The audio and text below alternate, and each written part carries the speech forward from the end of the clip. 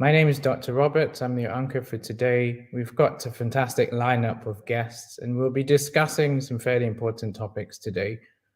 So we encourage you to bear with us, stay with us until the end, and we promise that your time will not be wasted. Once again, I'm Dr. Roberts. I'm joining you from the UK. If you're in the chat, tell us where you're joining us from. We'll make a start shortly. So welcome everybody. Okay, so today's lineup really is for us as children of Africa to get together and put our heads together, see how we can reframe the conversation around our beloved continent. And so we have a couple of speakers. We have people who have spent time, dedicated both time and resources into looking into the continent's problems and coming up with solutions that are viable and sustainable.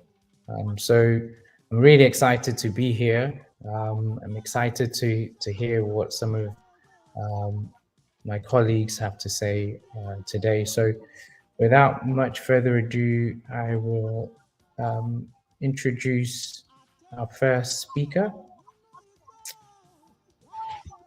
If you can hear me, just trying to make sure that you can hear me, just indicate that in the chat. Yeah, okay. So greetings from London, joining from Ghana. That's great. San Diego, California. Welcome to everybody. We've got someone from Austin, from Canada, from Philadelphia. Wow. Greetings from the UK. Yeah, we're happy to have you here. Liverpool, Juanita from San Diego, Oakville, Ontario, Philadelphia. So welcome. Wow, amazing. Okay, so should we make a start? So what we want to do, I'll invite our first speaker on. So let's just give me a moment whilst I find our introductions for our speakers. Yes, we can hear you. Thank you, Juanita. Thank you so much. Just bear with us. Peace to you too.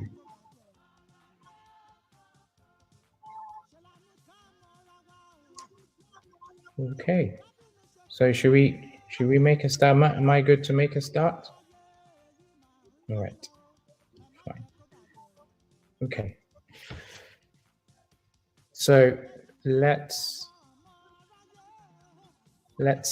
make a start. So there'll be different speakers coming on to share their wisdom with us. Feel free at any point to put your questions in the chat, make comments. We'll go through the comments, make sure that any questions, comments are sort of noted. So we'd really love your interaction on this call. So okay, so let's make a start. All right. So today we've got 5 speakers. I'll be anchoring the call with Meskerem. We'll be hearing from people like Prof. George Elliot Clark, Dr. Bunmi Oyinsan, who you all know, Dr. Marcel Mbamalu, and Michael Omari from the YouTube channel Tunacheki. So I think we're all excited to have you on. Meskerem, shall I get you to introduce yourself, and then whilst you're doing that, we'll give an opportunity for whilst the professor's getting ready. Meskaram, did you want to just give us a brief introduction, and then we'll go from there? Thanks. Thanks, Joseph. Welcome, everyone. Welcome to our African brothers and sisters. Welcome also to our friends and allies, and also people who are new to Africa, but who are interested and curious nonetheless. My name is Meskerem Wolle. I also go by Meski. I'm a leader, founder, and innovator. I've been in international politics for several years now. Currently, I'm initiating this movement for Africa, and we will be discussing a lot about that today. I'll be coming on later in the program to speak about the movement for our beloved continent. So yes, that's a bit about me. Yeah, so Meskaram, sorry, I got that wrong, but no, it's okay, because we usually know from text, not in person. Yes, I know. But I'm so happy to have met kindred spirits like yourself, and thanks, Dr. Bunmi, for bringing us all together. I think you're doing an amazing job, and your impact is the beauty about the medium that we're using is that your impact goes well beyond your perspective. So you might not realize how far your impact is reaching, because perhaps you don't get feedback from everyone who watches the channel. But I think the work that you're doing is vitally important, because it's dealing with this, which is where probably our problems begin and where the solutions come from. So I'm really grateful for the work that you're doing, and also for the opportunity to join you and listen to wise heads on this call. So thank you. And I must also use this opportunity to acknowledge Tunacheki's support. You know, since we started the channel, he kind of he's mentored us in ways that you can't imagine. Even though he's a younger person, but he's more experienced in using the platform, and he's always willing to do whatever he can to kind of guide us, so that we reach the audience that we reach. Thank you, Michael. I appreciate. Yeah, so digital media is the future, really, and we're seeing that now, especially in the UK. Most of our legacy media are now moving towards platforms like YouTube, because the reach, and that's where the young people are. That's where the audience is, and so he has over about 1.5 million subscribers. So yeah, he's really well established in using the medium. Well, you've got a good mentor. You've got a way to go, but you're getting there. Thank you. Road to 100,000. Yes. Thank you. Oh, okay. No, Mr. Omari, it's good to finally meet you on the call, and also thank you so much for the work that you're doing. And I'll tell you something. In our group, we do have a lot of people who share YouTube videos, and yours tend to come up quite a bit. There are other African YouTubers. The focus is slightly different. Obviously, everyone has their part to play in the niche, and I think you're consistent in what you do. So don't stop, shall we say? Don't stop. Okay, so Dr. Bunmi, should we start to bring in? I wanted to bring in Professor. Yes, Professor Elliot Clark. Yes. So Dr. Bunmi, hi, Prof. Hello. So honored to have you on the call with us. Good to be here. Yeah, I'm just waiting to just hear what you have to say and pick your brains, because we do. Africa has so many problems, and every time you try and engage intellectually with people even in my field. So just an anecdote. We have people in the diaspora who are really keen to help with the development of the continent. But one thing that, especially for those with families, one thing that is hindering, a major obstacle is fears about health. And so we're trying to bring a coalition of people who can to try and find out how we can solve that problem. But the trouble is, you speak to people who've been in the system and there's a lot of resignation. Oh, nothing can change. Our leaders are too corrupt. And so nothing ever gets done. And it's that sort of mentality, I think, that is really preventing people who are really capable from coming together and starting a grassroots movement, because we're always looking for a savior, someone outside of ourselves to really be the catalyst. Whereas I think we have capable people in the community who can at least put their hands to the plow and help be part of the solution. So I'll be interested to hear what you have to share on that front. But Dr. Bunmi, since I want two elders, I wanted, if you wouldn't mind, because you know Dr. Clark, Professor Clark, a little bit better than myself, if you wouldn't mind making the introduction for us, just because you'll be able to tell us a bit more about where his passions really are, and what we can look forward to. Well, where do I start? Phenomenon like Professor George Elliot Clark. As far as I mean, as long as I've been in Canada, his name has resonated. Like we were saying before, I did not even know for a long time that he was from Nova Scotia, which I consider to be my spiritual home in Canada. But I fell in love with his poetry almost as soon as I got here. And then he was the poet laureate for the city of Toronto, and even before then, I was, always following him. I mean, he's a professor of English who has, taught in, all the top-notch universities, in Canada and in the US. And honestly, I can't do enough justice, in this brief introduction.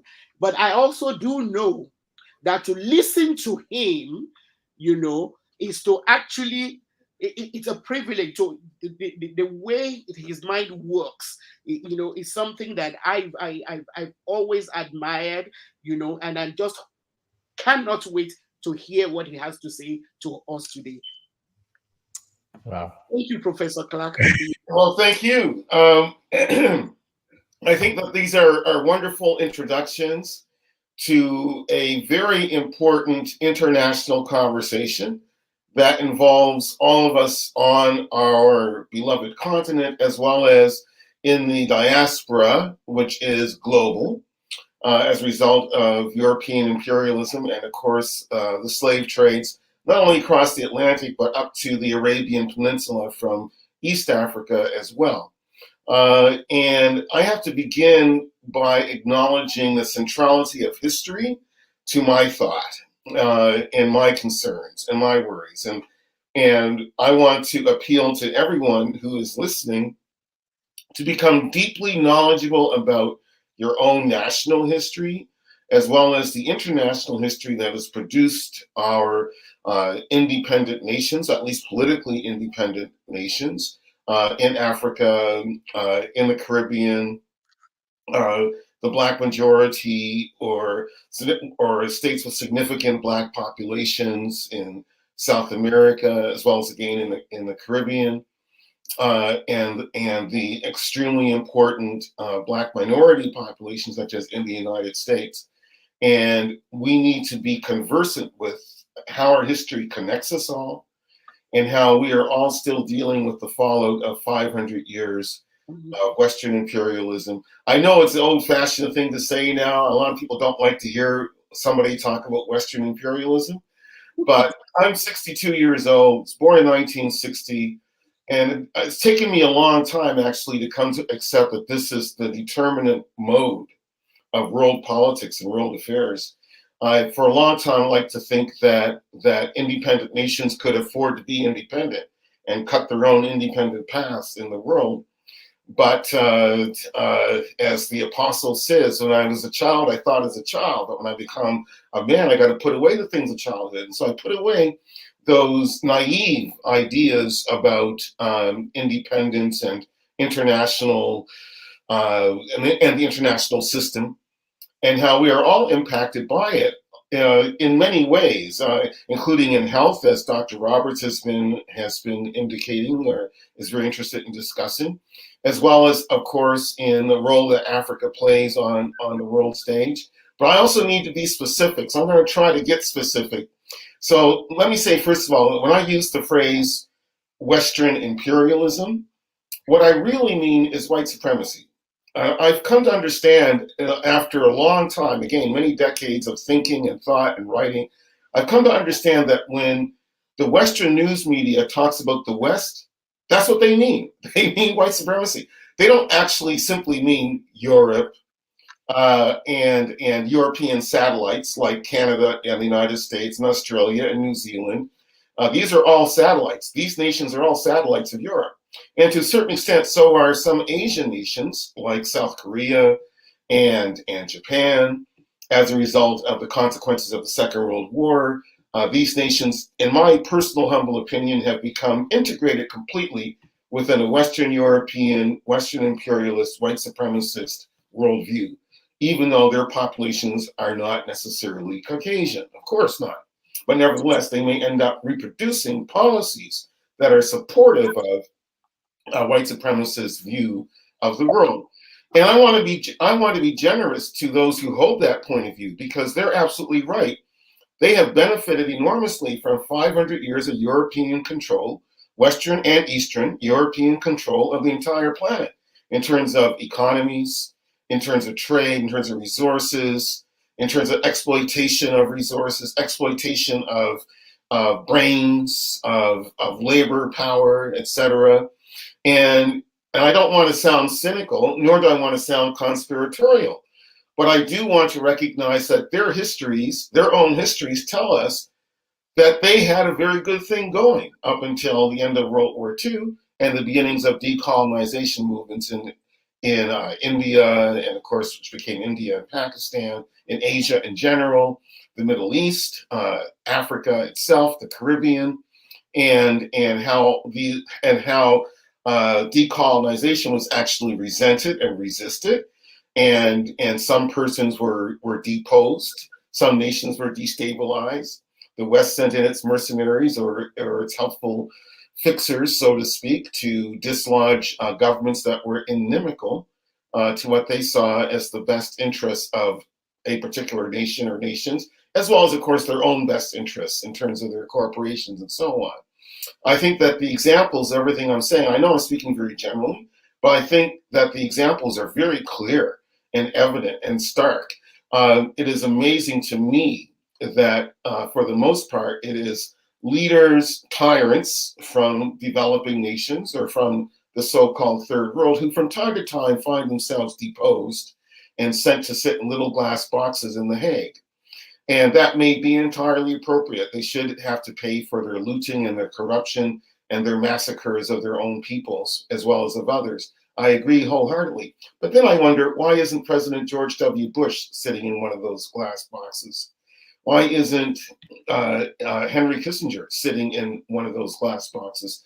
These personages of the West have also been responsible for atrocities, have also been responsible for stimulating de facto genocides and exterminations of persons, and for overthrowing governments of one sort or another, or trying to overthrow governments of one sort or another around the world, basically breaking international law with impunity. And so I would ask my African brethren and sisters to consider striking themselves their own criminal court for historical crimes against humanity. I think that's really important, because we shouldn't allow folks in The Hague who represent white supremacy represent Western imperialism, to be the ones always running around the world pointing fingers at people about you're violating human rights, you're violating civil liberties, you are bad, you are evil. We are going to be the people who teach you a lesson, who bring you to justice, who force you to atone for your crimes and your sins, execute you, punish you, incarcerate you, whatever. And I think that developing nations, I think that the peoples of Asia and Africa and South America and Oceania need to put together our own criminal court with international reach, with our own judges applying UN regulations about who's responsible whenever war crimes or genocides take place, or whenever illegal acts against sovereign nations take place, especially when it's a Western nation against a non-Western nation. We need to have our own international criminal court to call those villains to account and to ask that their nations send them to, I don't know, our own version of The Hague. Maybe it's going to be in Cairo. Maybe it's going to be in Johannesburg. I don't know. But wherever it is, we should have the power to ask guilty nations led by guilty leaders to send their leaders to our own little glass boxes for them to inhabit. And then we might have a fairer system of international justice, and it might be less likely that richer nations will run roughshod over poorer nations while arguing the whole time that it's about uplifting or protecting or defending human rights. That's just one thing. So I want to put that on the table. Let's have our own international criminal court for present and historical crimes against humanity. No one should be able to say that they are allowed to keep their ill-gotten gains, like Belgium, for instance, from the what was then the Belgian Congo, by saying, well, that was then, it's all over. It's, the great-great-great-grandfathers committed all these crimes in the Belgian Congo, lopping off people's limbs, stealing the diamonds and the rubber and cocoa and everything, and still trying to orchestrate things behind the scenes in terms of overthrowing Nkrumah, for instance, in the 1960s.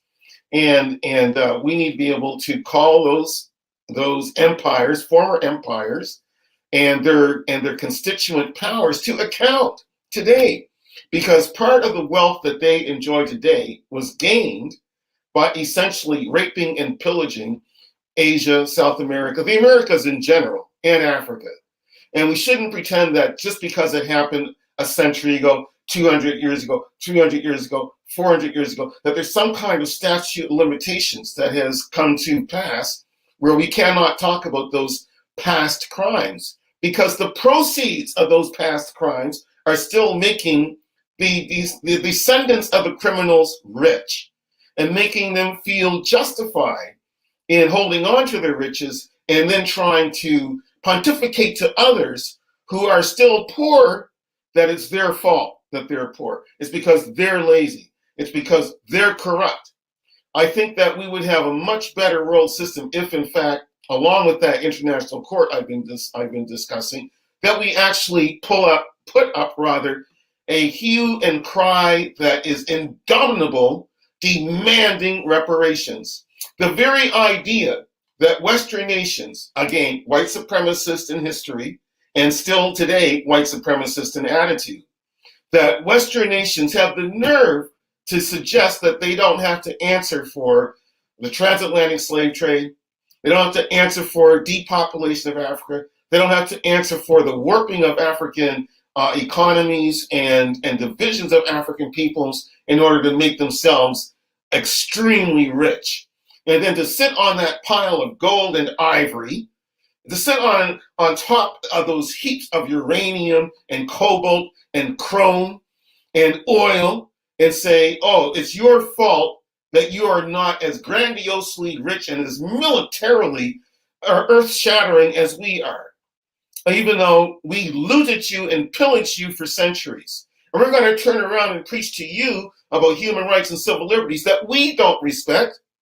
Ask any indigenous person in Canada. Ask any black person in North America how much civil liberties, how much human rights we actually enjoy when we step outside of our homes or step outside of our apartments or step into our cars. Yes, we may have a good standard of living, but it doesn't mean that we are allowed to live our lives as citizens in these democracies without being harassed to no end, almost from cradle to grave, by ignorant police and security guards and so on, who are hell-bent on making us feel bad about being Black when we only feel pride and only try to exercise our rights to go where we should be able to go, so long as it's public property, to be able to buy where we can afford to spend, be able to buy where we can actually be allowed to work.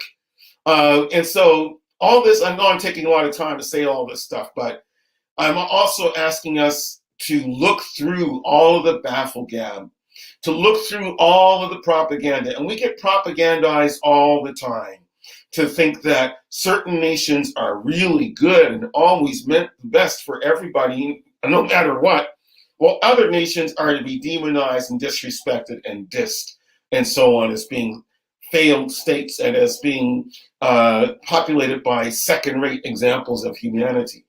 I think that we need to understand that the way that the world took shape, first in 1492, and then in the Berlin conferences of 1884 and 1885, and then in the post-war conferences of World War I and World War II, and especially World War II, are responsible for the colonizations,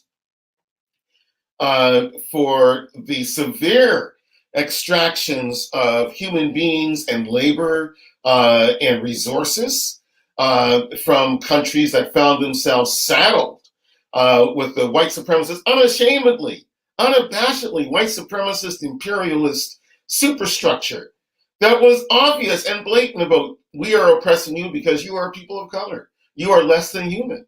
So we feel we have a God-given right to take whatever we want from you, to do whatever we want to you, and you have no right to complain because we are bringing civilization, we are bringing Christianity.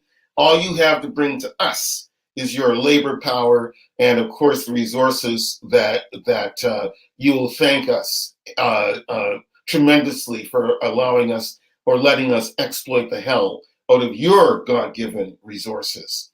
So I say all this to try to push us to be constantly critical of the propaganda that we receive, to ask that we be extremely informed about our histories, to demand reparations for slavery, to demand reparation. I mean, you've got to think, what was slavery? What slavery was not just exploitation of labor without pay, without any kind of compensation. It also entailed the smashing of families.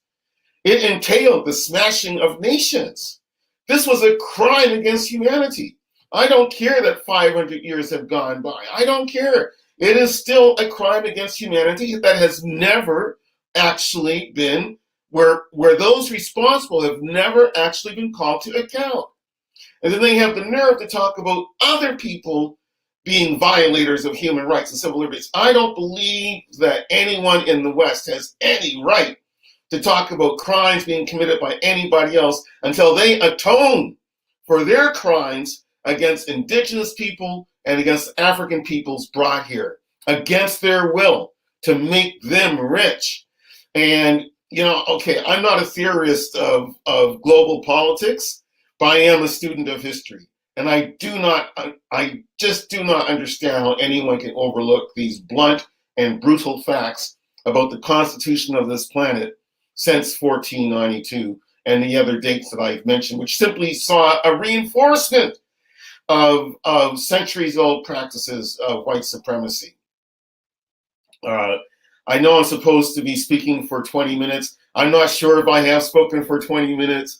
I'm not sure if I should be stopping and asking anyone for any questions.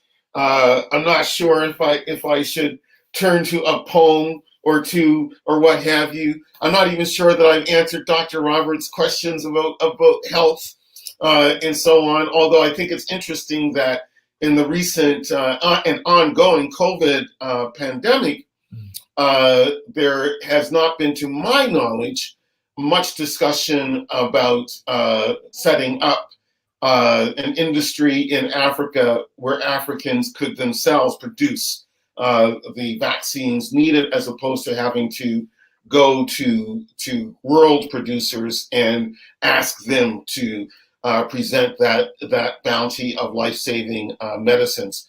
So I'm not going to venture very far in that direction because I'm just not very well versed in the histories of healthcare and so on. So I think I'll pause here and just ask if there's anything else I might be able to comment on. No, thank you, Professor. You make some really salient points. I just want to come back to the really important point you made about moral superiority, in the sense that we've allowed the Western world to, I guess, frame the moral debate, define what it means to be right, what constitutes human rights abuses, and Africa seems to have been completely left out of that dialogue. I guess the question would be your solution, or the idea of setting up criminal courts with international reach, with our own judges. It's a challenge because you'll have people who obviously are lawyers, and some of our judges are trained in sort of that Western paradigm.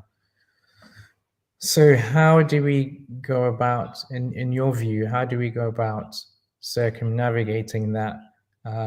Because each time we try to do something like this, there's subterfuge, there's sabotage.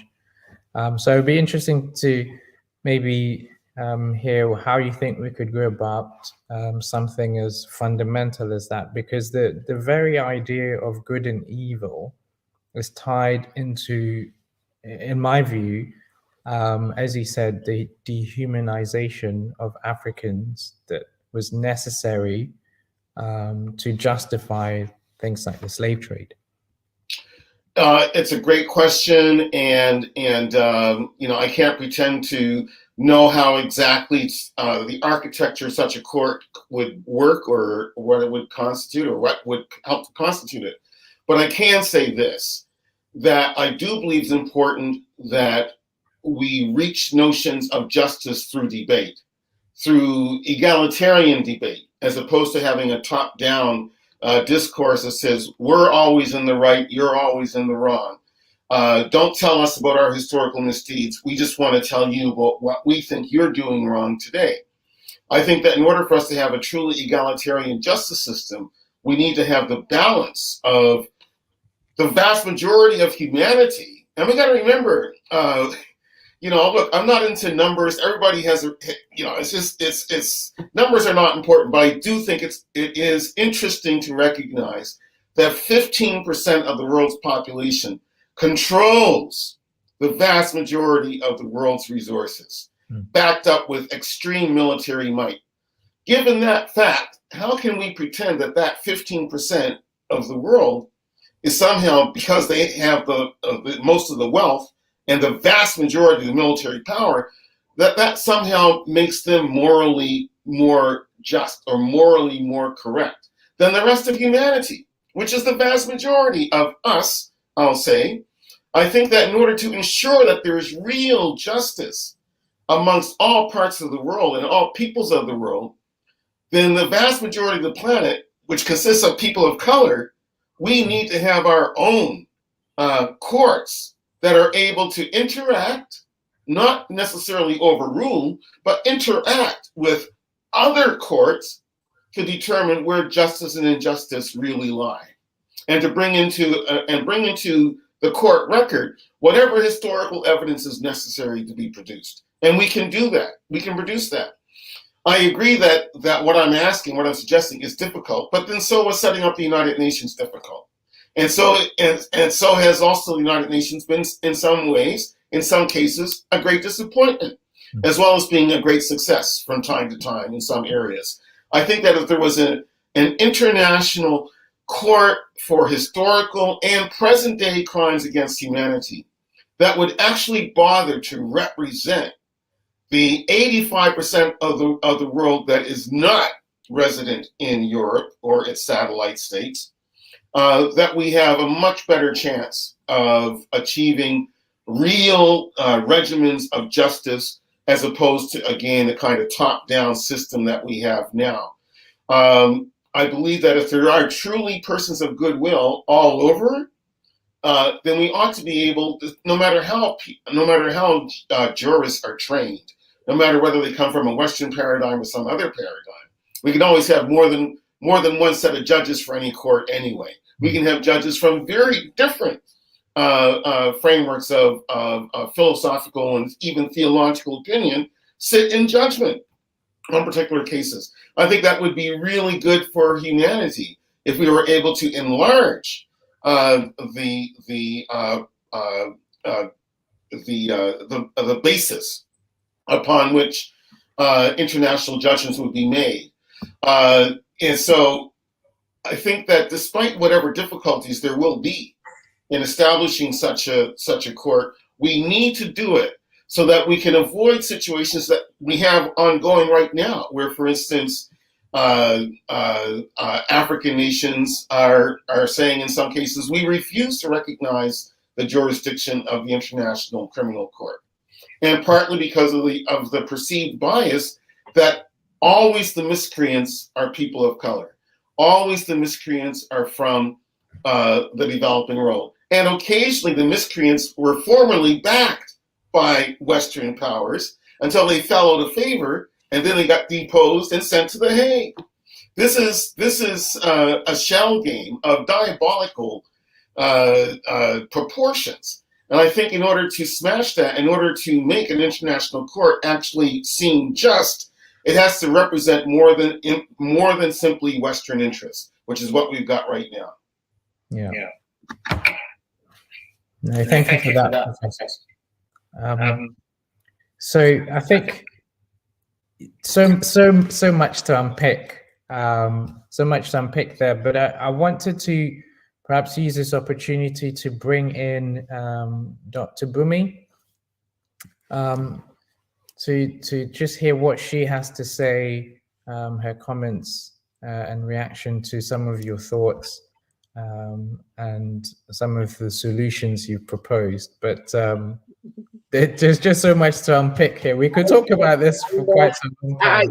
It's uncanny because he and I did not discuss, our presentations, and I'm just seeing how some of the things I raise, might maybe throw some light on some of the things he's also raised. So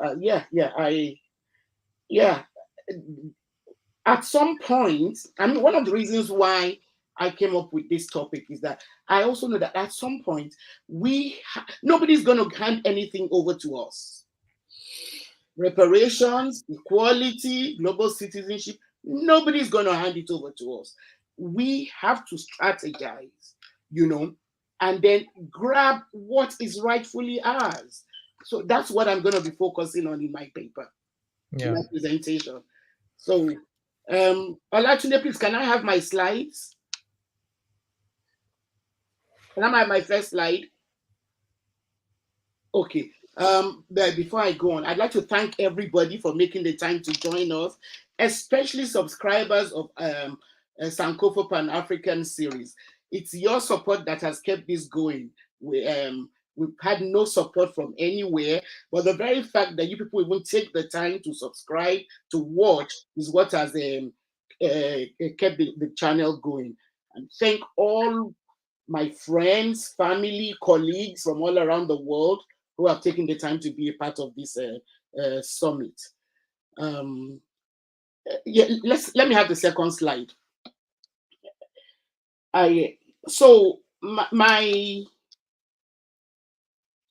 Ideally, global citizenship should mean that every person is an equal citizen of the world.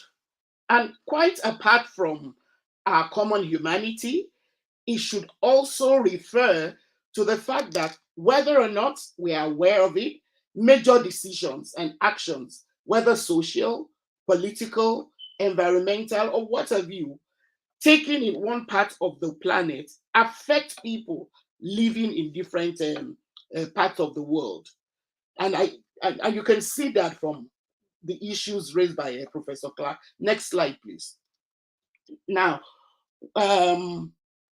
when we understand what global citizenship is supposed to mean, it should be easier for us to unwrap what it means to be global African citizens. As global Africans, we must be aware of and understand our place in the wider world. We should also be aware that it is not enough to take active roles in our communities, but that the very survival of our communities and the success of our activisms depend on actions and decisions being taken in other places, and that it is our responsibility to look out for how those decisions affect us and future generations of Africans, wherever we may be. Nobody is an island. Next slide. The concept of globalization is, of course, not new, no matter how hard its proponents work to convince us that it is a new panacea to help the developing world. Globalization started with the European colonization of the Americas, like Professor Clark pointed out. Colonization of the Americas, Africa, and Asia. Think about it.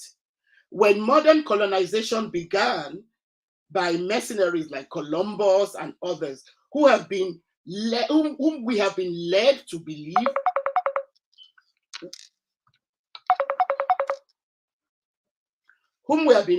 people whom we have been led to believe were explorers who were actually being financed by their monarchs to go and look for resources to save their impoverished kingdoms in Europe. What were they doing? Replace human cargo with natural resources today. And the connection is quite clear. Countries in Europe simply took advantage of the abundance of resources found in other territories. And in ways similar to the kind of mayhem which those early European operators of globalization wrought in the territories in which they ravaged, violence, starvation, corruption are the order of the day now in the developing world, even as we remain conned into believing that globalization is a recent concept and that trade liberalization will help our development in spite of the accelerating decrease in quality of life in the developing world. I mean, look at what's happening in Haiti today. My point here is not to condemn the notion of globalization. I believe it is harmful,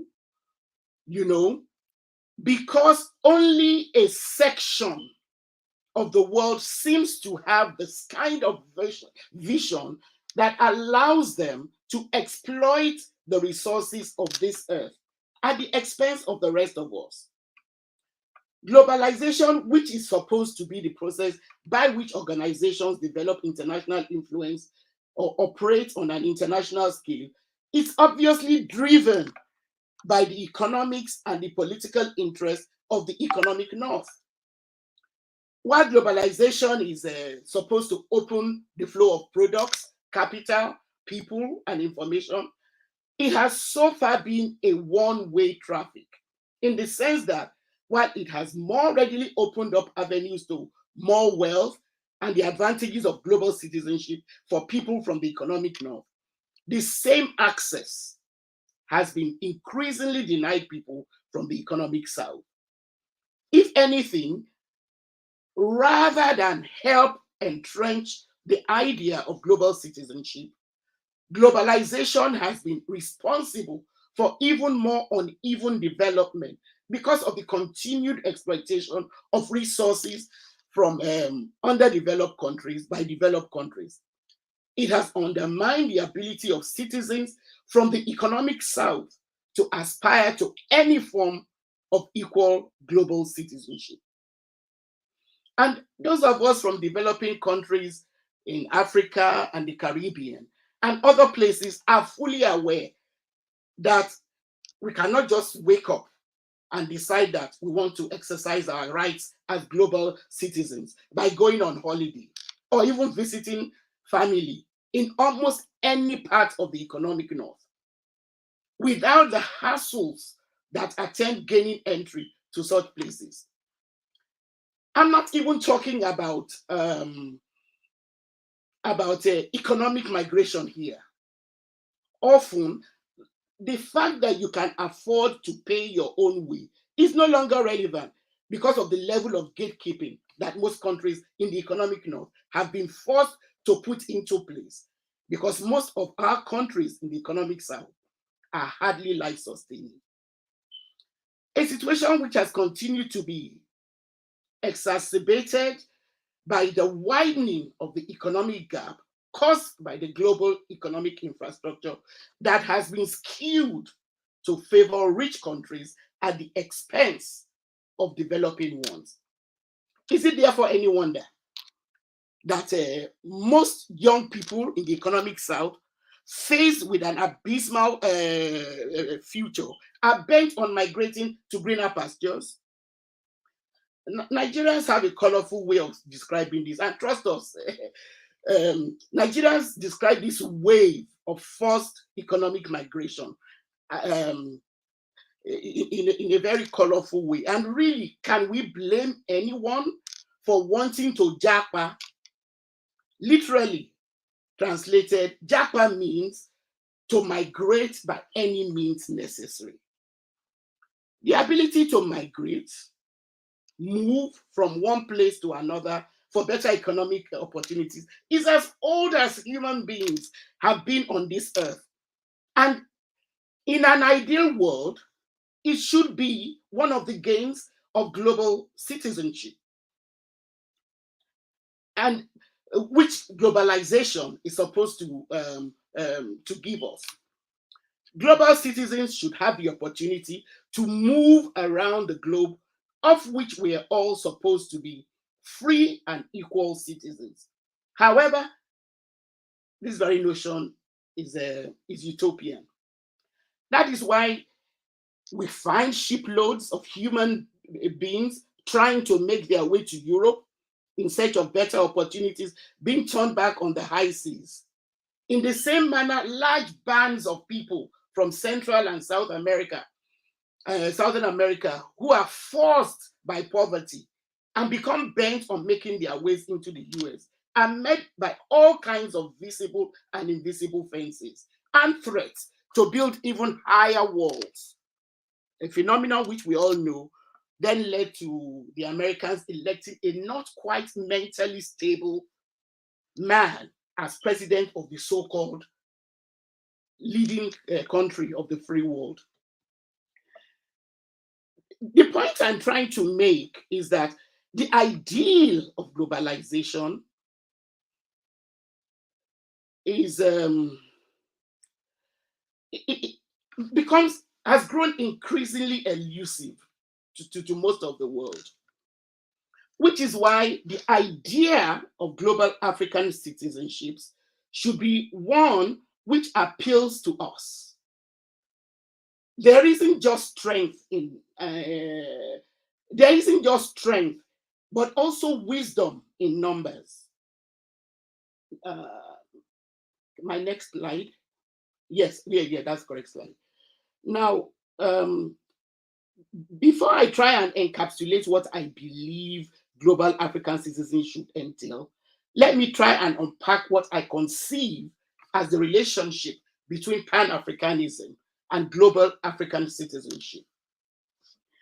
At its inception, pan-Africanism started from as movements that were dedicated to establishing independence of African nations and the cultivation of a unity among Black people throughout the world. And behind its evolution was the idea that peoples of African descent have common interests and should be unified. Historically, pan-Africanism has often taken the shape of a political or cultural movement for independence of countries. I like to situate global African citizenship as a natural offshoot of pan-Africanism, in the sense that now that our countries are independent, at least on paper, global African citizenship should propel us as citizens of whatever country or countries we find ourselves on this earth, committed to advancing the notion of equality within and beyond our national borders. I say countries because some of us are citizens of more than one country. Global African citizenship should make us continue to engage our local challenges while situating them within global contexts. In other words, global African citizenship should help us connect the dots better as political, climate, youth, feminist, race, disability activists, or whatever other kind of activism we're engaging in. Global African citizenship should keep us always cognizant of the bigger picture by linking our local situations with global connections. Why do some of us who are in diaspora expend so much energy trying to combat racism within our national borders, but cannot see it as an evil which has been allowed to cross borders unfettered, because we refuse to see how ingrained race is within the global economic architecture and power structures? And I think Prof did a great job, linking this. And let me borrow and expand the clarion call that was raised by some of the earliest Black feminists to warn their white middle-class sisters. Until all people of African descent are free of oppression and seen to be equal to all other people, none of us will be free. So global African citizenship should strengthen us so that we do not readily continue to concede the evolution of values, solutions to our problems, and assumptions about us to the sometimes overwhelmingly well-meaning activists from the economic north. Activists who are well-meaning, but always have the comfort of the fact that they are natives, and I use the word native here deliberately, of regions that have far-sighted leaders who are even already seeing beyond this planet, that they are expending so much on exploring space for the benefit of their kind, countries or regions. Meanwhile, the majority of Africans and people of African descent in the Caribbean and other parts of the diaspora are grappling, handicapped by the very need to stay alive. To illustrate, when I sent the invitation to this event to a highly respected activist in Nigeria, one who for decades has been at the forefront of working to entrench democracy, good governance, human rights, accountability, what have you, in Nigeria, his response to me was, and I quote, "Thanks for sharing from someone who has been handicapped by his country to aim at the global." Next slide, please. Tunde? Yeah, okay, yeah. So To start with, a global African citizen, to my mind, is one who does not shy away from embracing Africa's past in all its glory and gore. Like I've said elsewhere, nobody's ancestors were perfect. The ability to embrace and admit the role that some of our ancestors played alongside those who plundered us can only help us to understand the psyche of our overwhelmingly irresponsible political class today and how to effectively challenge them. Global African citizenship should also help us to free ourselves of the shackles with the global north and their transnational corporations continue to rot in collusion with their partners in the economic south to keep us oppressed. We need to embrace our history, good or bad. Actually, it's both good and bad. We will, and if we do so, it will help us to recognize that there is a pattern at play. Arab and European enslavers and colonizers would not have succeeded in enslaving and colonizing us without the collusion of some of our ancestors, who were very often the traditional rulers and merchants who made their wealth through those odious trades. Right now, the economic south is in cahoots. The economic north is in cahoots with our political elites. The difference is that rather than being shackled and carted across the Sahara or abroad across the ocean, we are shackled and kept prisoners within our countries to be exploited by the economic north through multinationals who callously continue to exploit our resources under the watch of our irresponsible political elites and their cronies. Some of the unlucky ones who try to escape still end up facing death on the high seas or in the Gulf region as modern slaves. Next slide. Please bear with me. So, next slide. Yeah.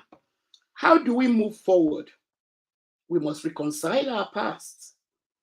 The ethnic rivalries that made us vulnerable to religious, economic, and political exploitation by all comers are still very much with us today. Unearthing our history by ourselves, not the versions that are being fed to us by our exploiters, would only help us to know where we went wrong and how to avoid making the same mistakes over and over again. Like the Prof said, it's good to situate ourselves in history. The making of amends.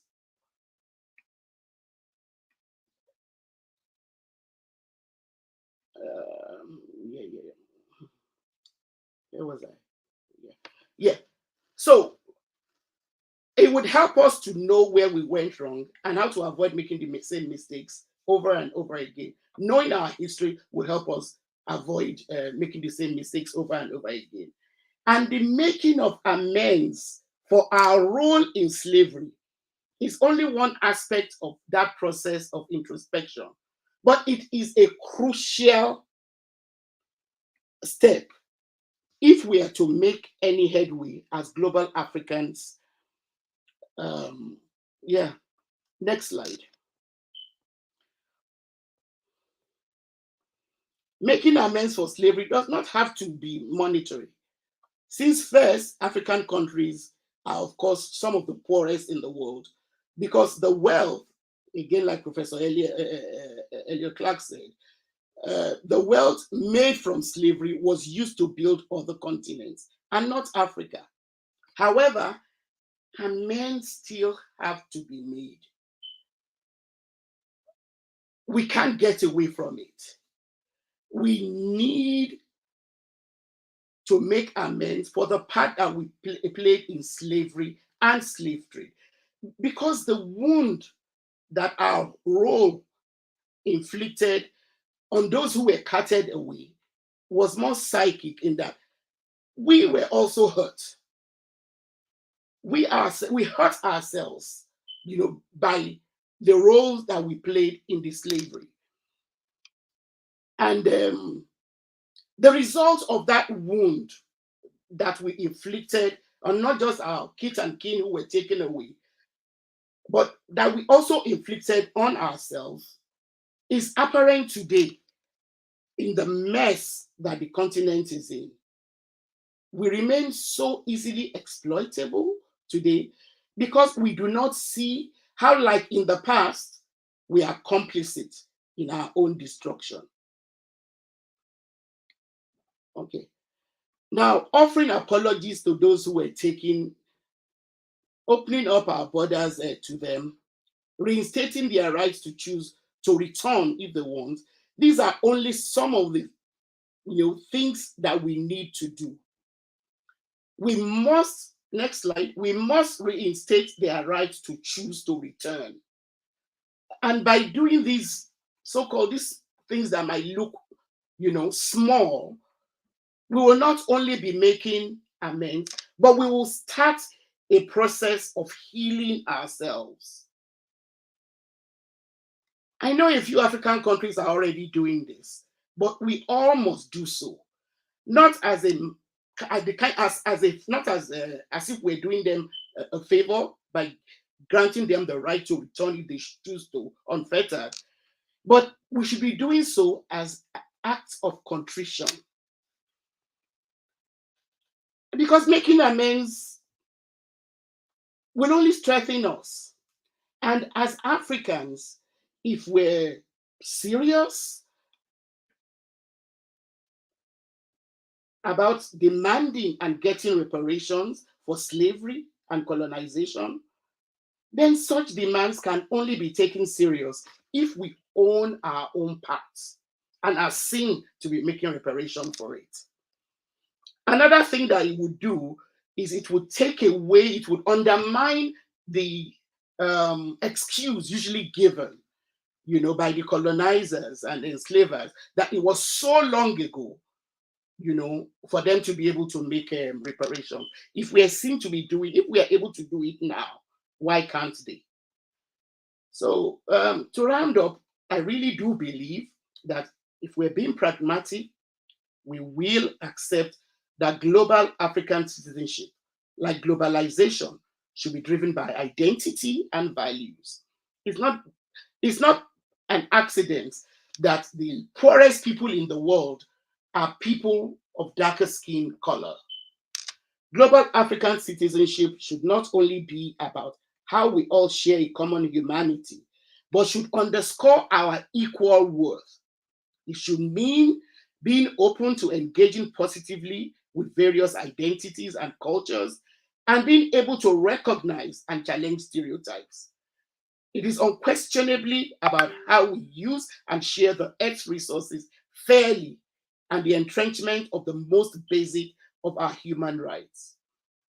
Rights to life, liberty, freedom, free of slavery, the right to work, and the right to education, all of which most of us of African descent are currently being denied as global citizens.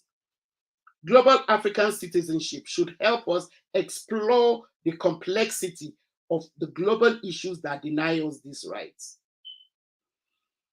The last slide, I just want to end by leaving a few questions. Go to the last slide. So, how do we as global Africans commit to build our understanding of world events and how they affect us, our continents, and our diaspora? How do we get involved in not just our local and national, but global African communities so that we can act effectively to influence the world around us? The world should not just happen to us. We should be affecting it. We should be affecting the world.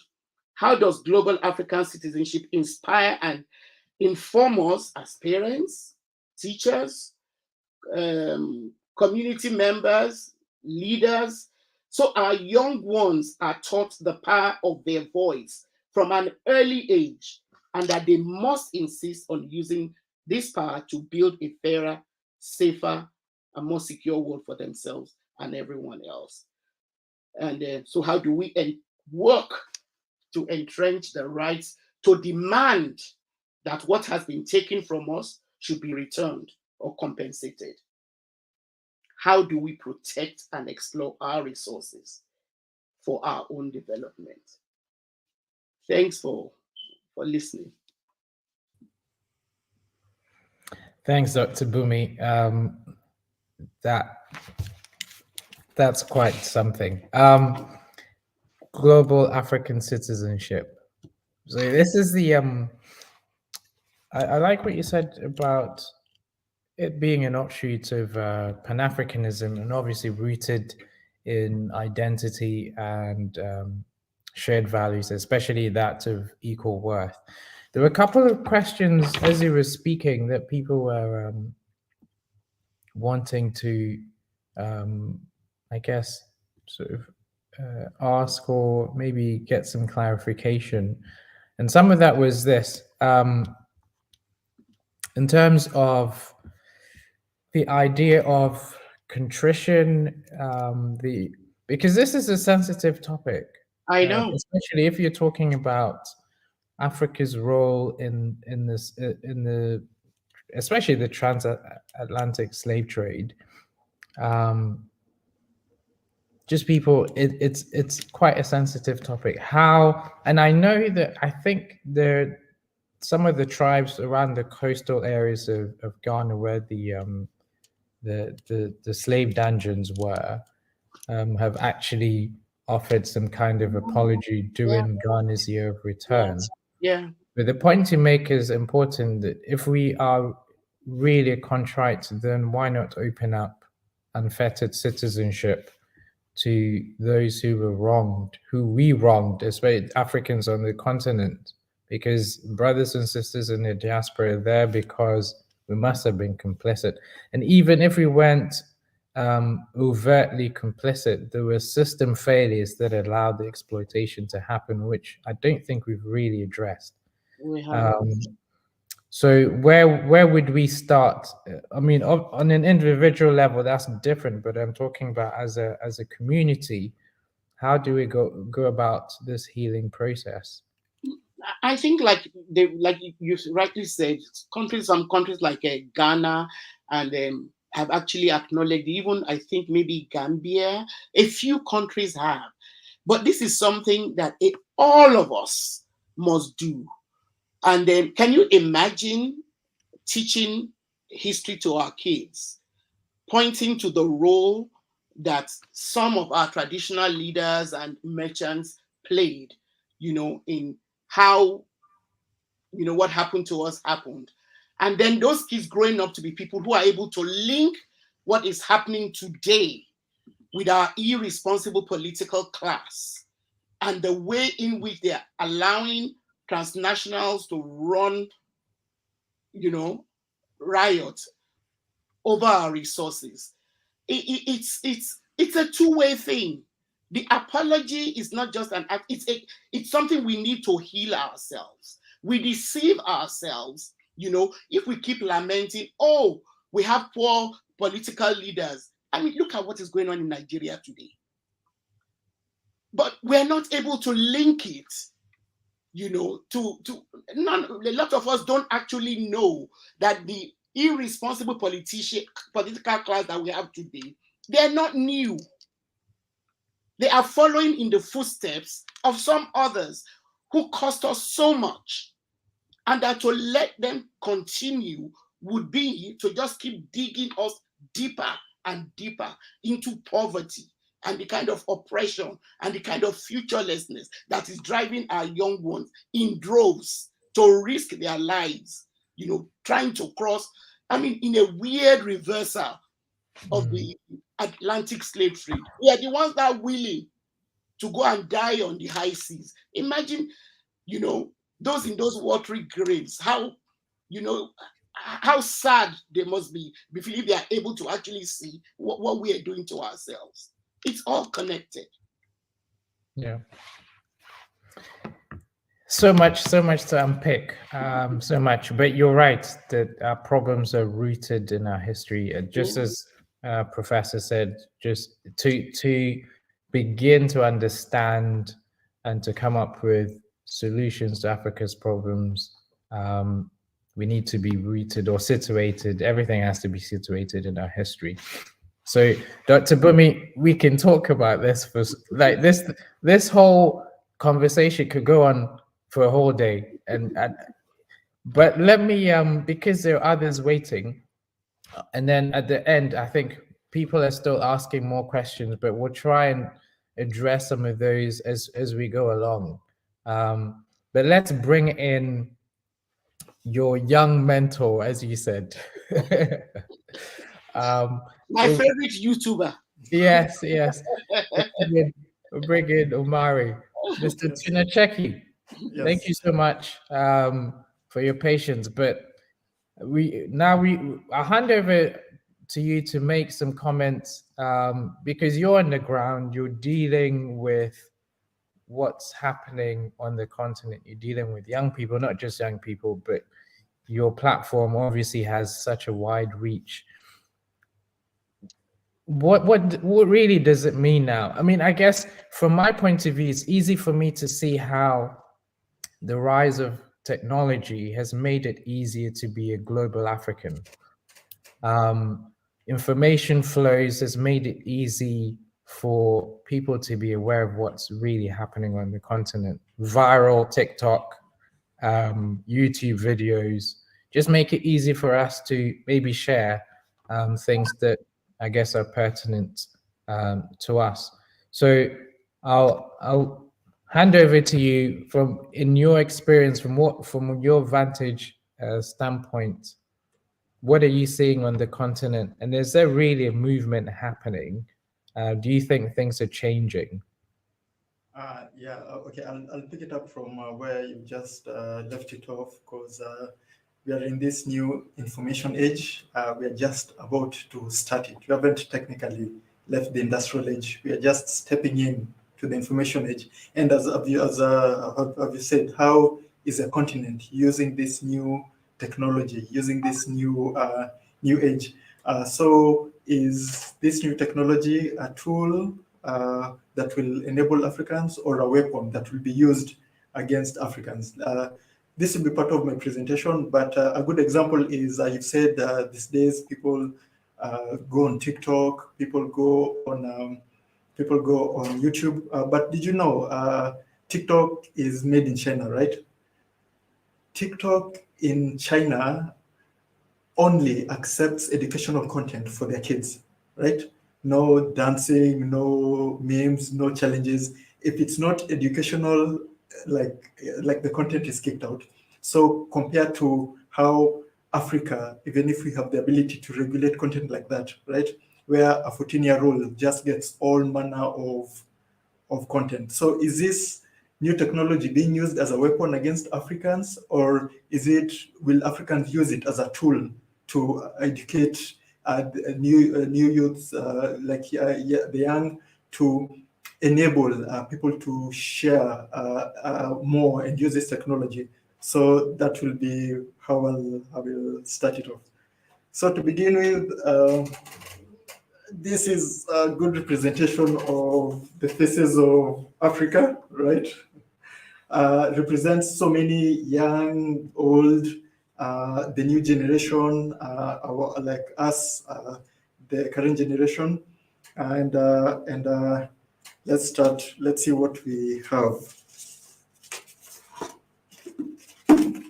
I'll just go step by step. So the question of the day is, what does it mean to be a global African today, right? So today, what this means is to be connected. You're in a different continent, thousands of kilometers away. I'm in a different continent, in a different country, but we're connected. I'm talking to you like you're next to me. I'm talking to Dr. Bunmi like she's just next to me. So this new technology has brought about change in the world, and to the detriment of the people who invented it, right? like, with any new technology, you never know how it's going to be used. So the people who used it made it for war, right? You know the history of how the internet came to be, right? It was just like a tool for these supercomputers to communicate with each other, right?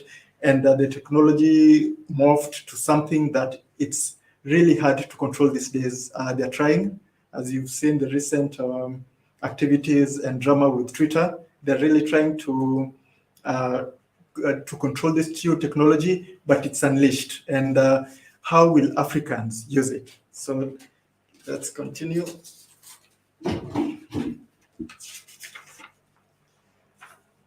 So the information age, Africa, we were very successful during the Stone Age.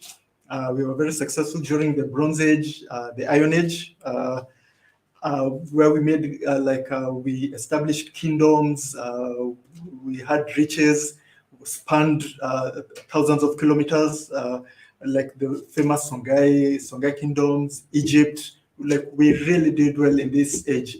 Where we faltered was the industrial age, where the West came, took everything we had, took all our raw materials, developed their countries, right?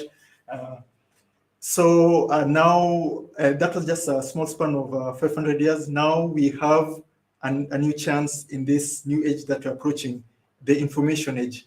How will Africans tackle this age? Will it just be another opportunity to be exploited, right? Will it be another opportunity for us now to take this age and elevate ourselves as Africans? Because what got us during the industrial age was the divide and conquer. We were so fragmented, split apart, fighting tribes. So I think about it. You've been having this tribe stealing your cows for the past 100 years, right? Then this white man comes and say, hey, if you sell those guys, I'll give you money. So first, your problem is being solved. Second, you're getting something on top. So some things just happened based on necessity, not based on ill malice or greed, just opportunity. If you're divided, it's so easily.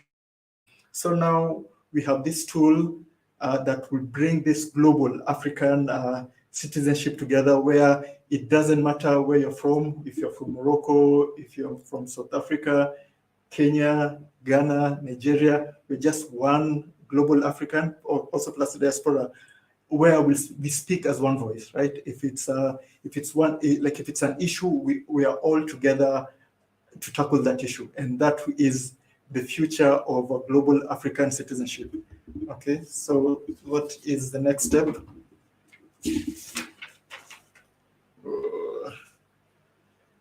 Today, is it a tool? So for most of you who don't know, Western media uses media information as a weapon. They've been doing that ever since it's been established. J.K. Rowling, the former president of Ghana, once said, this is the best quote I think he's ever said. He said, the West is like a sandwich where the government is on top, the media is in the middle, and the bottom is the security services. Those are the CIAs, the FBIs, right? The top, the government's job is to manage the middle and the bottom, right? The middle is to pacify, misinform, control the people, and the bottom, the security services, is not to do the dirty work. If somebody is not cooperating, a coup, an assassination, a toppling here and there, right? So this sandwich is what the Western world has been using to control the world, right? And as a background for me, before joining, starting to Nacheki, I used to work at the UN. I was so young, naive. I thought the place where you're going to change the world is the United Nations, right? I was like, yeah, all this war, all this disease, all this hunger, this is where, if you want to change the world, this is where to be. And after 2 years, I realized why the United Nations was made, the purpose of the United Nations. The purpose of the United Nations in general is to keep the status quo, to keep the world as it is, to keep the Security Council members, the top 5 countries, the Western countries, and Russia and China happy, right? Keep them happy and stop them from going to World War III, because the United Nations was formed after World War II, right? And their job was to prevent another catastrophic world war. And their job currently, if I would say, they're doing a good job. There hasn't been another world war, right? As we can say, we live in a relatively peaceful world, right? So, like, the purpose of the United Nations is currently happening. So for those of you Africans who think the United Nations is here to help you to change the world that we live in, no, that's not the purpose. And the more you start thinking in this new kind of thinking, this new kind of way, is the more you'll be better ready for the information age. So let's continue. And this comes to my next point. Our world, your world, right? So like every time you hear like global citizenship, you hear this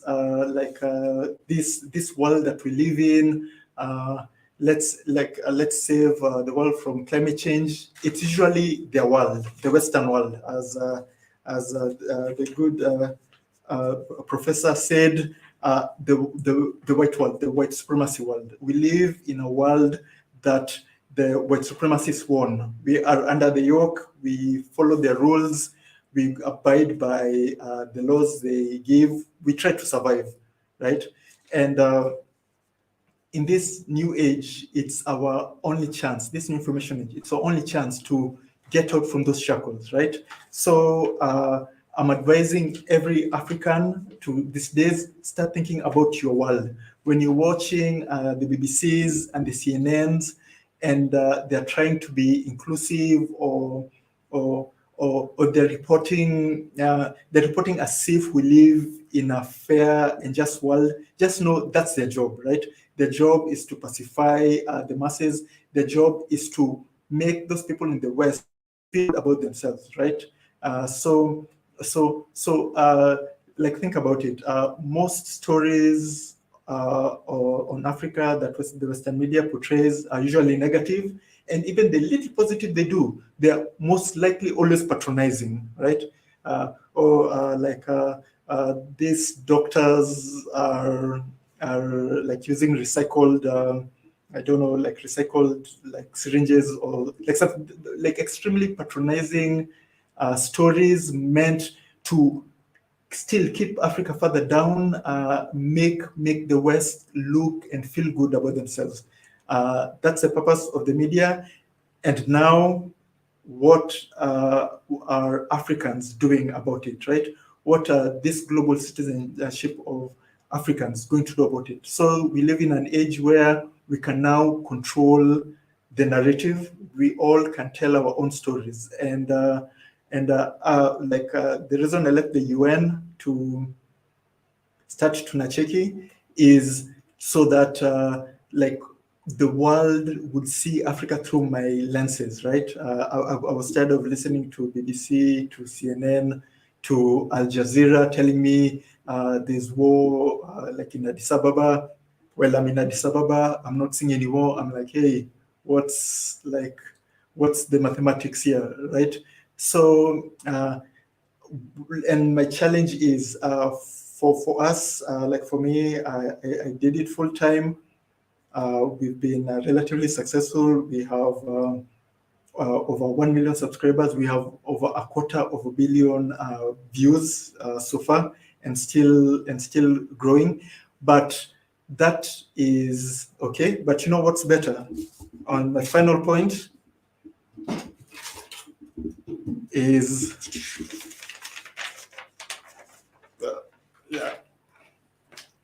1 million Pan-African Creators Challenge, right?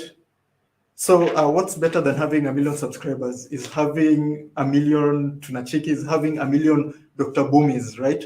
Having 1 million people telling our own stories. There's no way they can drown us. Right now, if the powers that be are tired with like what Tunachiki is doing, they're like, these guys are exposing us too much. It's so easy for them to close our YouTube channel, our TikTok, our Facebook, our Instagram. It's so easy because we do not own that platform. We still don't own our own African-made platform. But if they're like 1 million or 2 million or 10 million Africans on the continent, Africans in the diaspora, right, doing what I'm doing, what Dr. Bunmi is doing, sharing knowledge, and then it's not a must for you to be all political, to report the news, to do historical content.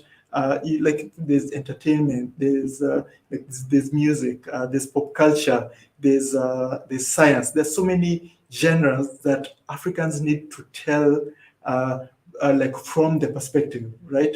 So that is the challenge. I'd wish for 1 million or more Africans, Pan-African, to do what we are doing so that the voice, we can have one voice and we can drown misinformation, all the patronizing content, all the racism. And for once, if we have a goal, we can achieve it because we are all in unison, we're all in unison, which makes a globe, right?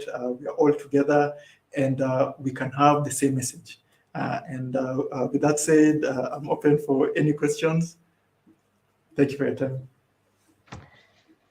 Thank you, Omari. Thank you. Yeah, you're right. We do have to tell our own stories. I think the people in the comments really echoing with that sentiment. And yeah, we must do both, right? Tell our own stories, decolonize our minds. Yeah. I know that there's some work going on trying to create our own platforms. So that work is ongoing. I think as people do recognize that need. So glad to report that work is ongoing. So before we introduce our next speaker, I wanted to invite Dr. Sotomirin to come and share a poem with us. Part of, as you mentioned, part of telling our own stories is using, the creative media, telling things from our own perspective. So without much further ado, I'll bring on Dr. Sotomirin to come and share a poem with us.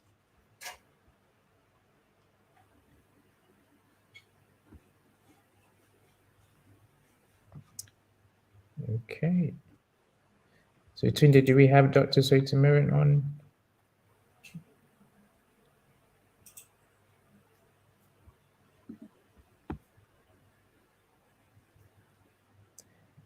Okay, so whilst we're getting Dr. ready, Tunacheki, I just wanted to just read a couple of comments as you were speaking. So really, how are you? So this challenge you're starting, 1 million creators. How do you envisage that going? How are you starting that? How's that going to get off the ground? Yeah, so we started 2 years ago. We created a platform called Friends of Tunacheki because we are a bit established. So what we do is that we help any creator. By help, we mean we give knowledge, we promote their channel, we have one-to-one discussion on how to be successful on YouTube, how to promote your content, how to software to use. So we give this technical knowledge for free. We've never charged for any of this knowledge, as Dr. Bunmi has said. And we've brought up a huge community, and we are slowly building. So the information is there online. We are here to help any creator. And when I mean any creator, is that it's not a must for you to be like, hey, I want to quit my job and start a YouTube channel or start my own platform. No, you can be a doctor, start making content about medicine, just medicine from an African perspective. That's so much content that's needed, right? A small kid somewhere would see, hey, there's this Ghanaian doctor who's very interesting. I'm going to be a doctor, then also be a YouTuber. So that's how you you can inspire somebody without directly reaching out to one person in particular, right? From one to many, right? Yeah. So anybody interested, you can just email us at tunacheki@gmail.com. Subject: Friends of Tunacheki, and tell us about what you do, your channel, and we'll happily promote it. Awesome. That's really useful. So, okay.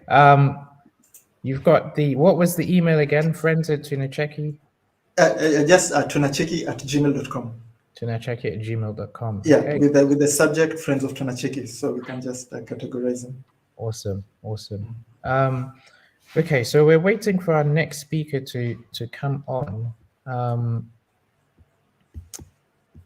What would you say? So we've heard so far, for those of you just joining us, today's call really is the Sankofa Pan-African Global Summit. We're really trying to answer the question what it means to be a global African. And if you were here earlier to hear Professor Clark speak, he touched on some really salient points. Really to begin to understand Africa's problems, and so to solve them, we really have to have an extreme understanding or appreciation of our history. And so Dr. Bunmi then picked up the baton and talked to us what it means to be about global African citizenship, and how that is based on values, and especially our shared identity and the values of equal worth. And so I see we've got Dr. Tamirin.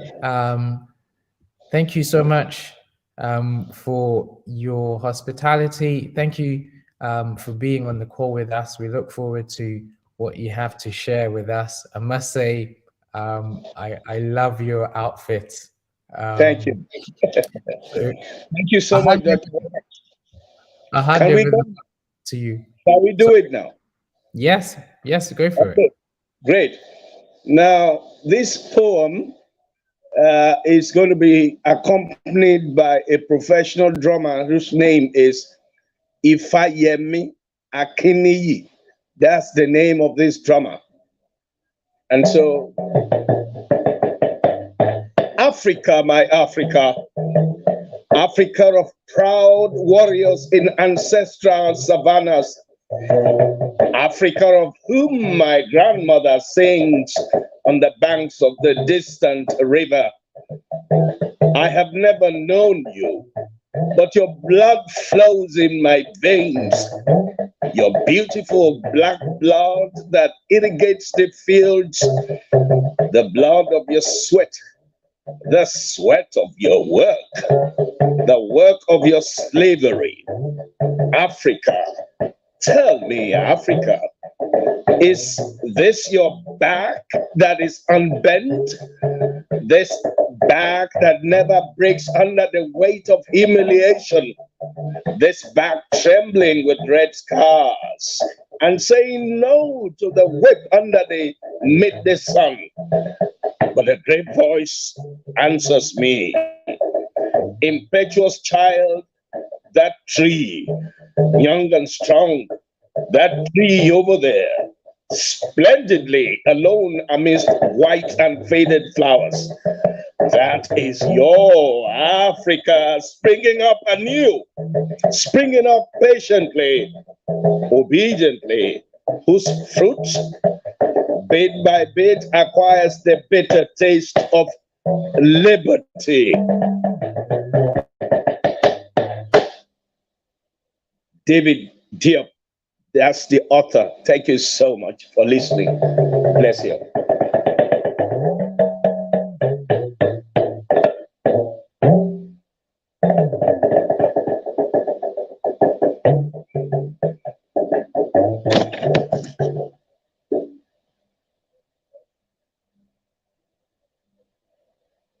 Thank you.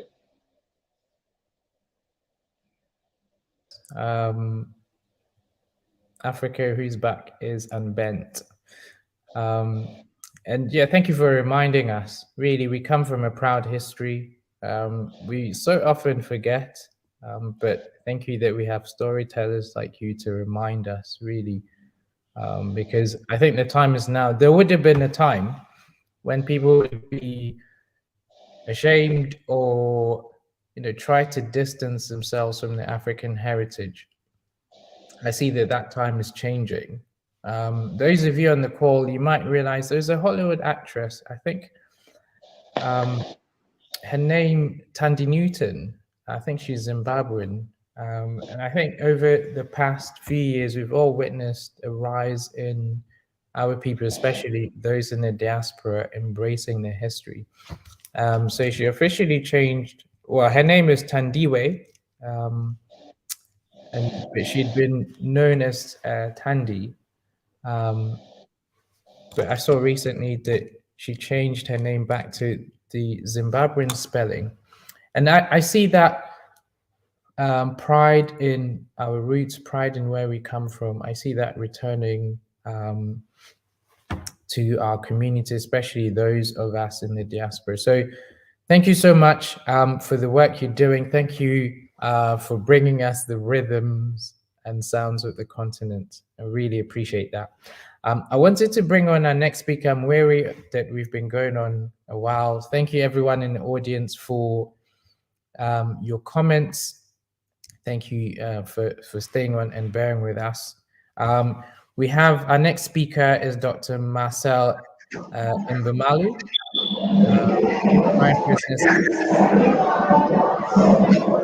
Dr. Marcel, are you with us? Yes, I am. Thank you, Dr. Roberts. Thank you. It's a privilege to have you. I don't think we, I think we need to, your camera, I think you're off. We're unable to make visual content. Okay, my camera not good? Your lighting, I don't think we can see you. We can hear you clearly, but we can't see you as yet. Okay.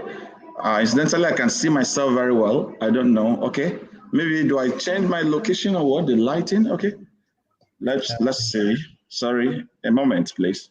That's all right. That's all right. We're just happy that you were able to join us. So whilst is it better now? I think let's make a start. I still can't see you. Might just be me, but oh, just have a look. Okay. Can Dr. Bunmi see me? Dr. Bunmi, can you see me? I can't see you. It's just black, solid black. Wow, what's happening? But I can see. Okay, let me just shift a little bit, please, if you don't mind. Yeah. Okay. Yeah. And we saw you when we started. Yes, I don't know what happened. Is it better now? Is it okay? No. No. It's okay. Yeah, what do you think? Log out and log back in. Is that? I'm still not clear. Yeah. Maybe we can, whilst he's trying to sort that out, maybe Meskerem can go on and then come on, yeah. Sort out. Okay. Yeah. Awesome. Okay, so Meski, I think yes. you're standing in the gap. Okay, perfect. I just need the slides. Tunde?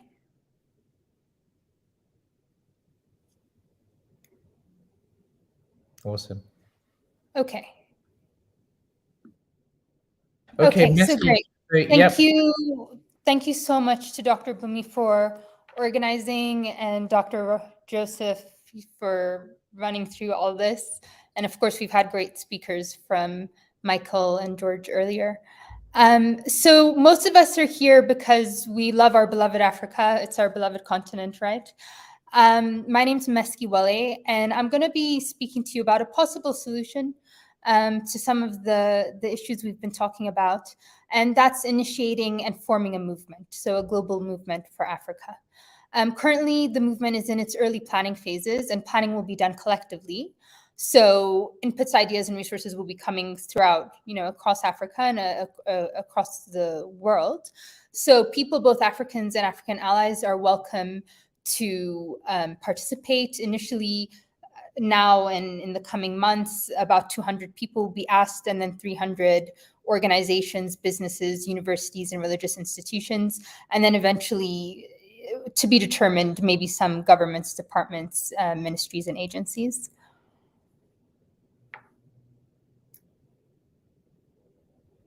Next slide. So the vision of the movement is to provide collective action and public service at large. So it's starting from the premise that we are collectively failing right now. So as we know, Africa has a rich history. We have beautiful family cultures. We have tight-knit community and tight-knit family, but we also have many internal and external challenges, right? So anywhere, in most locations in Africa that we go, I'm here in Addis now, in a 30-kilometer radius, there will be people suffering in terms of lack of adequate food and lack of shelter. So that's unacceptable. We need to take responsibility, those of us with food, with shelter, and definitely those of us with internet, like those of us here have. So the collective service areas, it's based, probably going to be structured under 5 collective service areas. And those are first, global to local innovations. So as we know, we're lagging behind in innovation in Africa, but we believe that together we can advance in global to local innovations. Together we can also strengthen our technical expertise and training.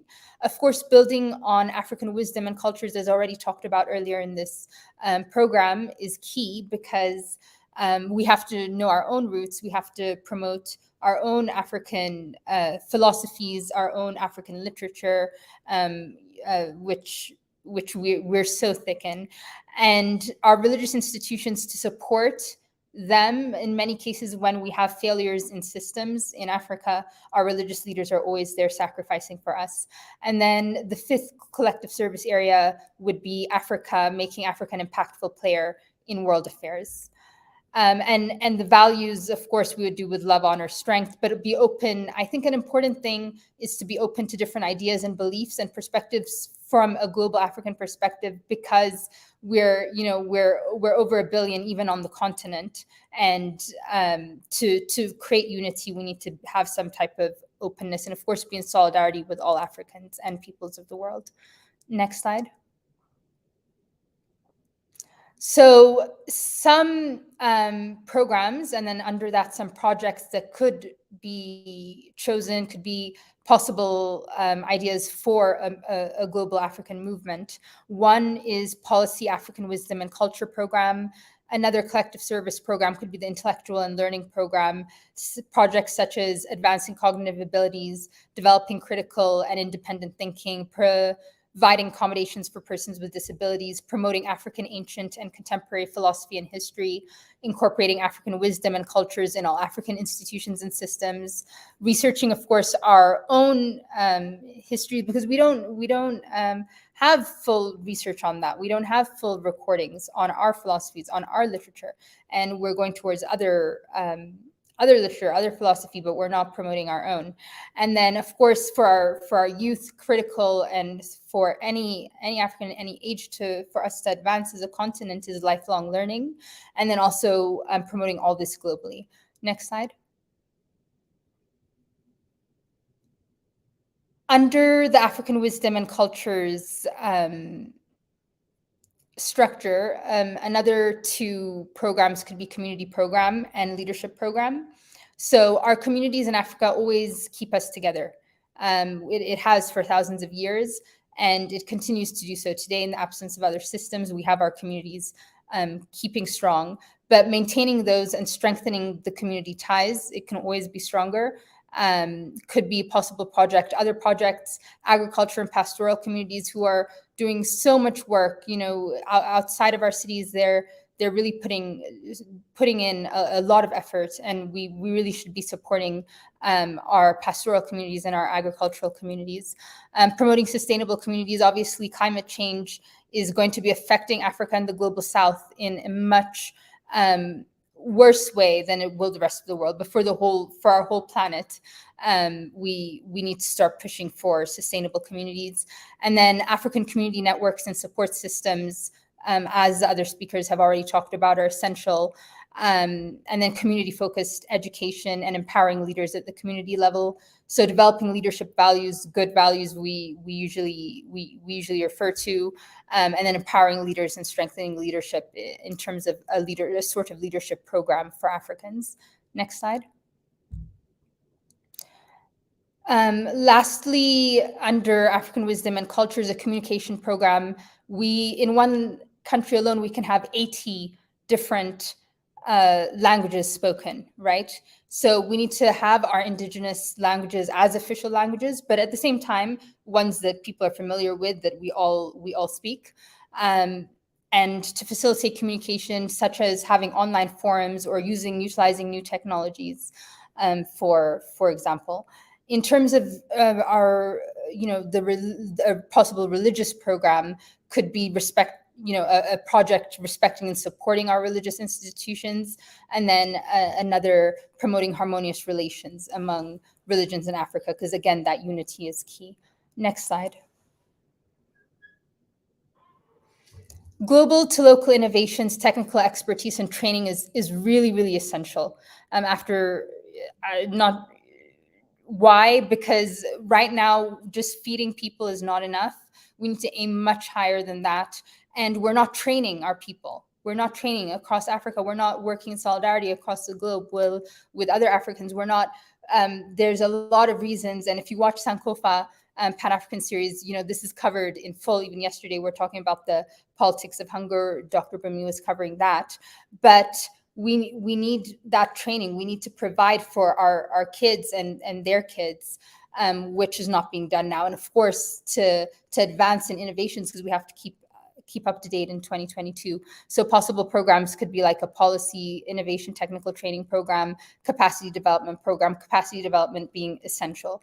Again, we don't want handouts. People don't want handouts. They want the tools to do things for themselves, for their communities, for their futures. And together, collectively, I believe we can do that as Africans starting now.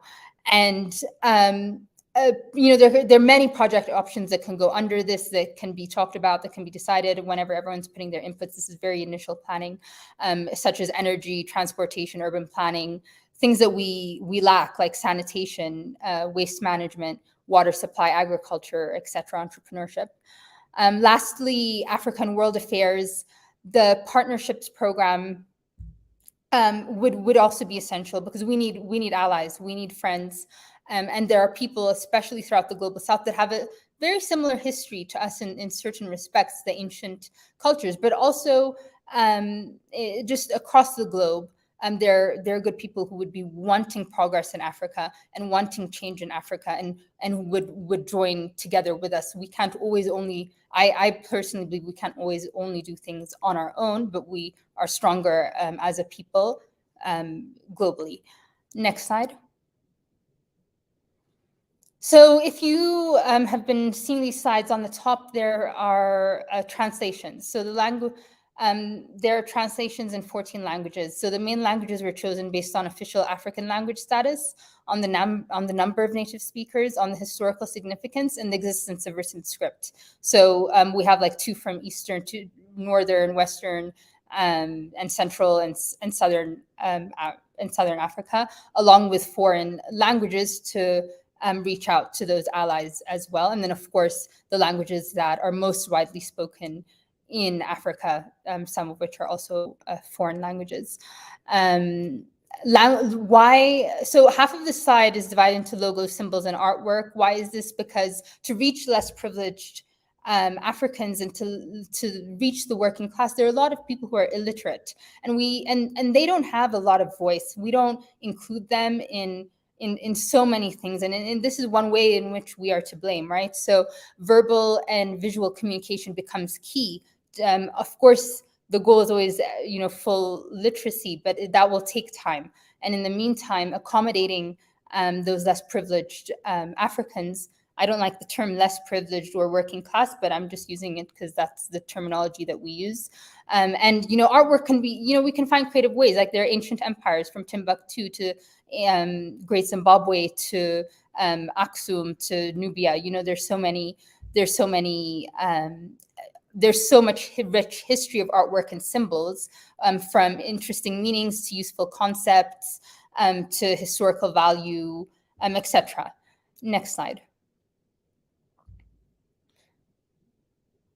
So participants, this movement is intended to be open to all who want progress in Africa, especially who care about collective action and public service to fix our shared failings. So organizations, businesses, universities, religious institutions are welcome to join across the continent and across the world. There will be different chapters, representation. Again, I brought up the working class and less privileged. So I'm going to skip over the mediums and platforms. The tasks, monthly and yearly work plans need to be worked out. Lawyers will be consulted for all legal aspects, and formal documents will be created in the coming months. Next slide.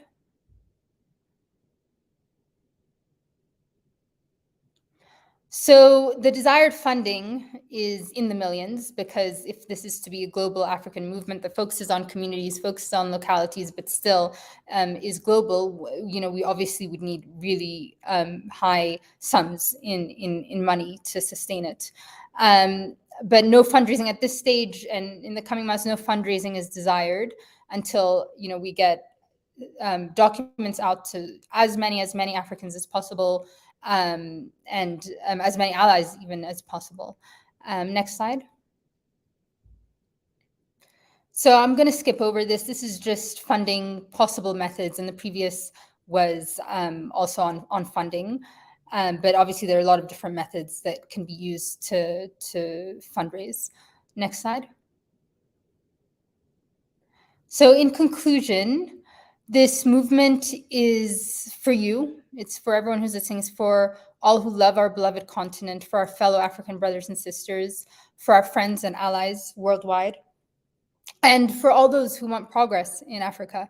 So the vision, again, is together we can make progress towards an Africa that is advanced in global, regional, and local innovations, an Africa that has strong technical expertise and training, an Africa that utilizes and builds on our historic and contemporary African wisdom and cultures, an Africa that respects and supports our own and other religious institutions, and an Africa that is an impactful actor in world affairs, which in many times we're not treated equally. We don't have those equal partnerships. Of course, this is collective, right? This is collective action. This is public service in a non-traditional sense, which is it's coming from the people. It's coming from organizations and businesses who want change, who want progress in Africa, as the other speakers were talking about throughout this program. So as this is a collective action public service movement, again, all inputs, ideas, and resources from you, from the listeners in the coming months, in the early planning phases is desired, is key. So please note, this is just a very initial presentation on early planning, but thank you for listening regardless. My name is Meskaram Wally, and I'm glad to be here with my fellow brothers and sisters. Thank you. Thanks, Meski. Yeah, really important stuff. Really important work that you're doing. We do need to collaborate, but I think you've got the let's just say you've got the blueprint. A lot of our work needs to happen in stages. I'll be interested to just hear what, in terms of funding, where do you think that's going to come from eventually? Do you think this is going to be self-funded, or will you be looking to anyone and everyone, allies, anyone? But the reason I'm asking is because obviously from our history, we know what happens when those deeper pockets fund our movement. They get to dictate the tone of engagement and our priorities. So how do you counter that? Yeah, absolutely. I mean, you make two excellent points, actually. So part of the reason we recognize, and one of the reasons other than being global African, talking about that, is the need for a global African movement, right? And we can have a whole presentation on the issue of funding and dependency, and what that's a whole thing. I completely get you. However, I think one of the reasons I really wanted to help initiate a movement is for Africans, for us to take charge, and for us instead to just start with the premise that we're failing, right? So funding, I think if possible, as much as possible, grassroots funding would be essential. Grassroots, sorry, I had some people interrupting. Grassroots funding would be essential from Africans, but realistically speaking, we don't have enough funds coming, everyone from our people. We're trying to live day to day, right? For a lot of us. So we need allies, right? But even within Africa, there are businesses, there's small businesses, there are medium to large businesses, there are even the large enterprises, which are African owned, who if we show them that they have a voice in this is our movement, it's our global African movement, to bring them to the table. The question of governments is unclear in terms of funding, because there are government departments, agencies, some that are effective around the world, right? And even within Africa. But how that would be done, that's why I said to be determined, because we would have to have a lot of discussion falling under that. And then, of course, our religious institutions, if they have any guidance, if there's anything that we can work very closely with our religious leaders, because, of course, most Africans care a lot about our religious institutions. And so to answer your question, Dr. Joseph, it's supposed to be open in funding, because if we limit funding and say only individuals can donate, that puts us in a very tight box. That being said, because this is run by Africans and will be run, it's the people, it's not one person, it's not top down, it's going to be horizontal. Everything we give is going to be planned together. It's just mandatory that we have to keep checking that there's no sort of dependency, there's no sort of strings attached. And that's on us. That's on how much we can do on our end to control that. And it must be controlled, because, of course, if it becomes a tool for anything else, then it has to be disbanded, right? Because we cannot participate in such a thing that causes dependency or anything like that. That's not the intention of a movement. And if it doesn't, it has to stick to our values, which I didn't really cover, but obviously love, honor, strength. Those strength is important, because if we're afraid of if we're afraid of dying even, we can be controlled in that regard. But of course, honor being the key word, because we're lacking honor in a lot of our systems now. I don't need to get into details on that, but we're just starting from the premise that we are failing. Joseph? Yeah, awesome. I share that, and I share the sentiment. You do have to think quite broad, and if you dream business scale, you're dreaming big enough. I think someone said that to me a couple of times. So the people who are commenting and saying they'd love to support, and if people want to do that, how will they do that? And before I let you come in, I'm going to have to jump off. So if you can introduce the next speaker, and then Dr. Bunmi will take questions from the audience after that. But I'll be listening in. It's just my batteries run out and I'm still at work. So sure, so if thank you so much. You're a doctor and you're busy, so we get it. You've been capturing your work, so thank you. So if people wanted to I've seen someone saying, I want to donate, I want to help fund this. How would they do that? Thanks. Yeah, so now we're in the planning phases. Please reach out to me. I will respond, reach out to me directly. So my name is, you can see my name is Meskerem Wally. If you just, you can add me on LinkedIn, send me a direct message. I'm sure we can talk to Dr. Bunmi about, I can send my phone number and my LinkedIn and email out. My email is just meskiwo@gmail.com. Again, meskiwo@gmail.com, but I will leave that in the chat later. And LinkedIn is just under my name. So if you reach out to me, we're still in the planning phases. Funding, that is of course in the long term, but very happy about that as always. But right now we need help in the planning. It's being sent out, like we have brainstorms, we have documents that are being sent out. And as many people, especially people who are here today, who are interested in our cause is Africa, right? Our cause is African peoples and peoples around the world, standing solidarity with them too in an equal manner. You know, any planning that can come through, any ideas for the programs, for the projects, which are the next stages of the planning being done, please reach out to me and we will do this. We'll do this together. Our next speaker is Dr. Marcel. He is the CEO and editor-in-chief of Prime Business Media. So he's just done decades and decades of work in editing, and we appreciate him. So please take it over.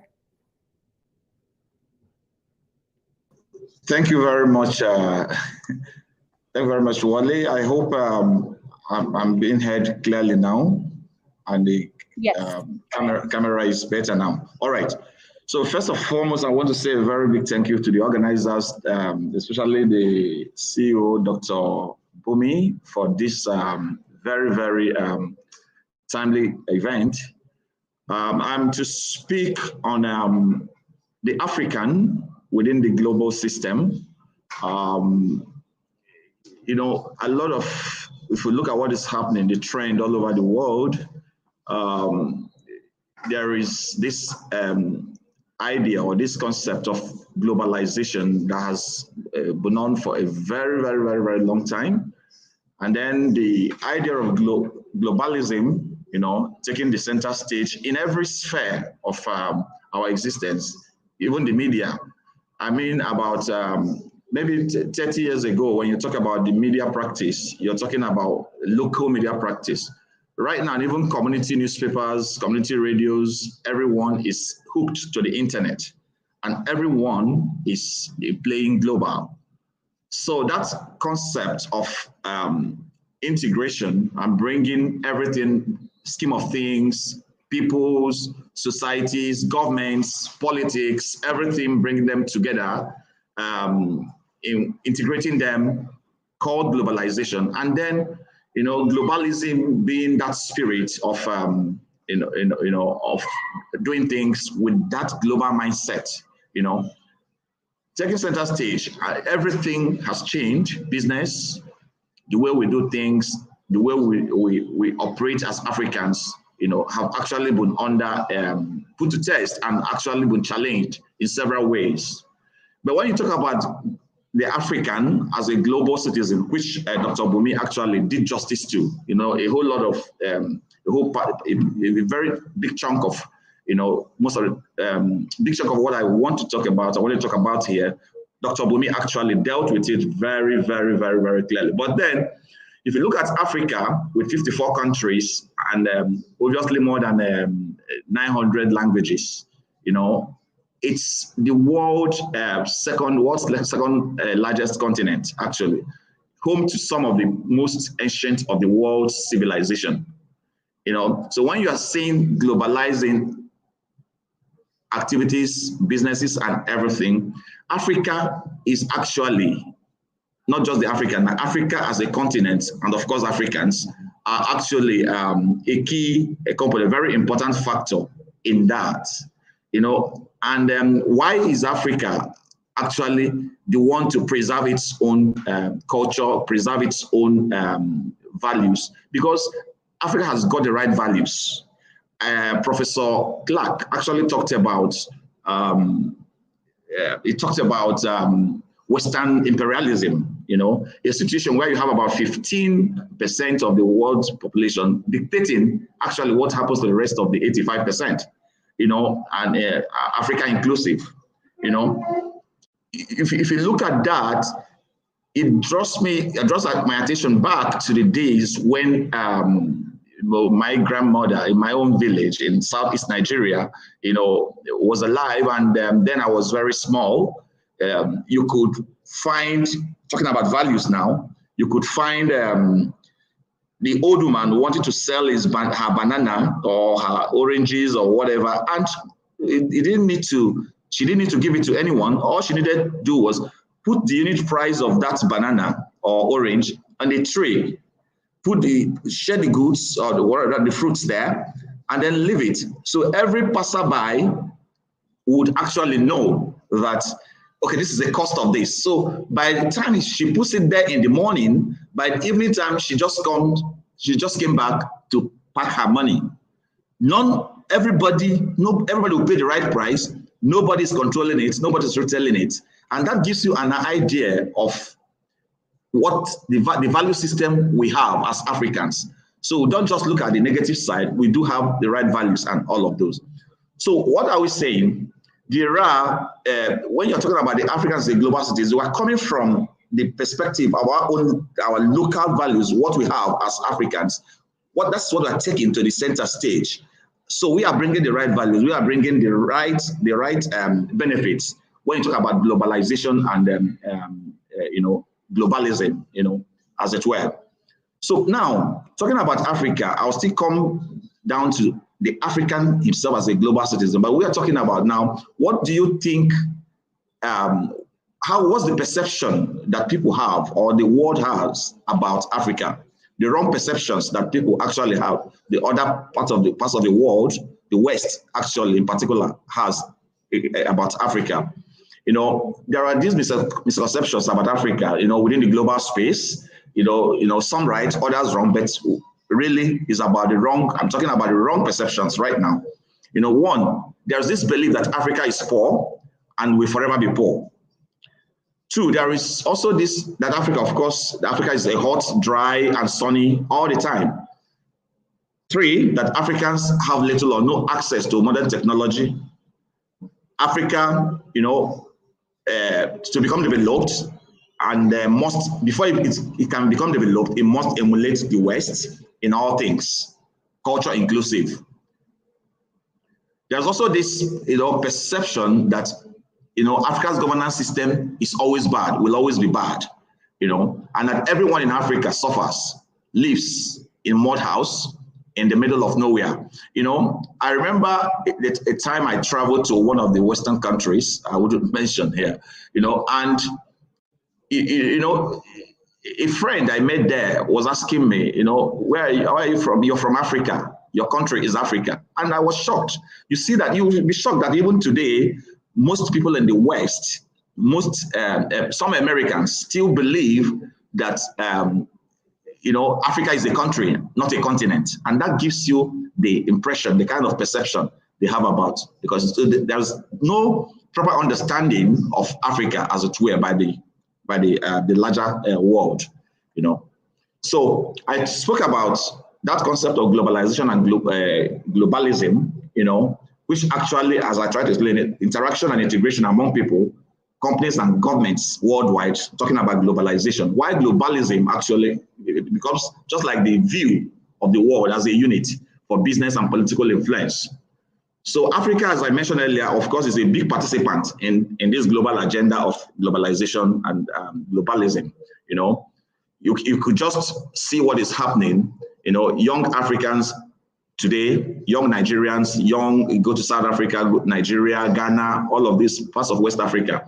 They sit in the comfort of their homes and do global businesses.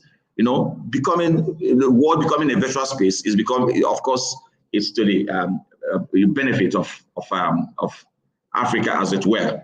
So globalization and globalism, of course, is the reason why US, for example, should be interested in Nigerian elections, you know, in Nigerian security and in Nigeria's economy, you know. So now, of course, we know that talking about the global Africa idea, you know, how it actually came to be, you know, there are chronological contours of the global Africa idea, the idea that Africans and people of African descent worldwide share common historical experiences, you know, notably slavery, colonization, colonialism rather, and racial oppression, and that they should therefore unite on the basis of these commonalities to effect their mutual liberation. Global Africa, of course, is didn't just the idea as a concept didn't just start today, because across centuries, from 1770s, of course, about 4 phases. First phase being starting from 1770 to the 1900. Then you have the second phase from 1900 to 1945. Then the third phase of this global Africa idea emerged in the late, 18th century, in the era of abolitionism and of the U.S., French, and Haitian revolutions. So, which events are collectively called the quadripartite revolution. So, and then the global Africa idea then originated in the African diaspora on the west bank of the Atlantic Ocean, the Americas and the West Europe, as opposed to the east bank of the Atlantic, which is Asia, or on the African continent itself. So in the second, third, and fourth moments, the global Africa idea spread from its base on the west bank of the Atlantic to the African continent and dispersed back communities, in Asia and the Pacific. So the concept of Africa, that is global Africa as an idea, is actually what I just talked about.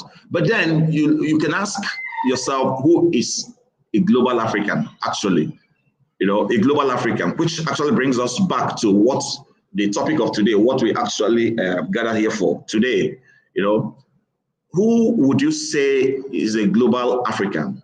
Is it someone who just traveled, an African who travels around the world, or an African who may not even have traveled out of his community, but has a mindset of globalization and globalism, So for me, I would say it's someone with African nationality, first and foremost.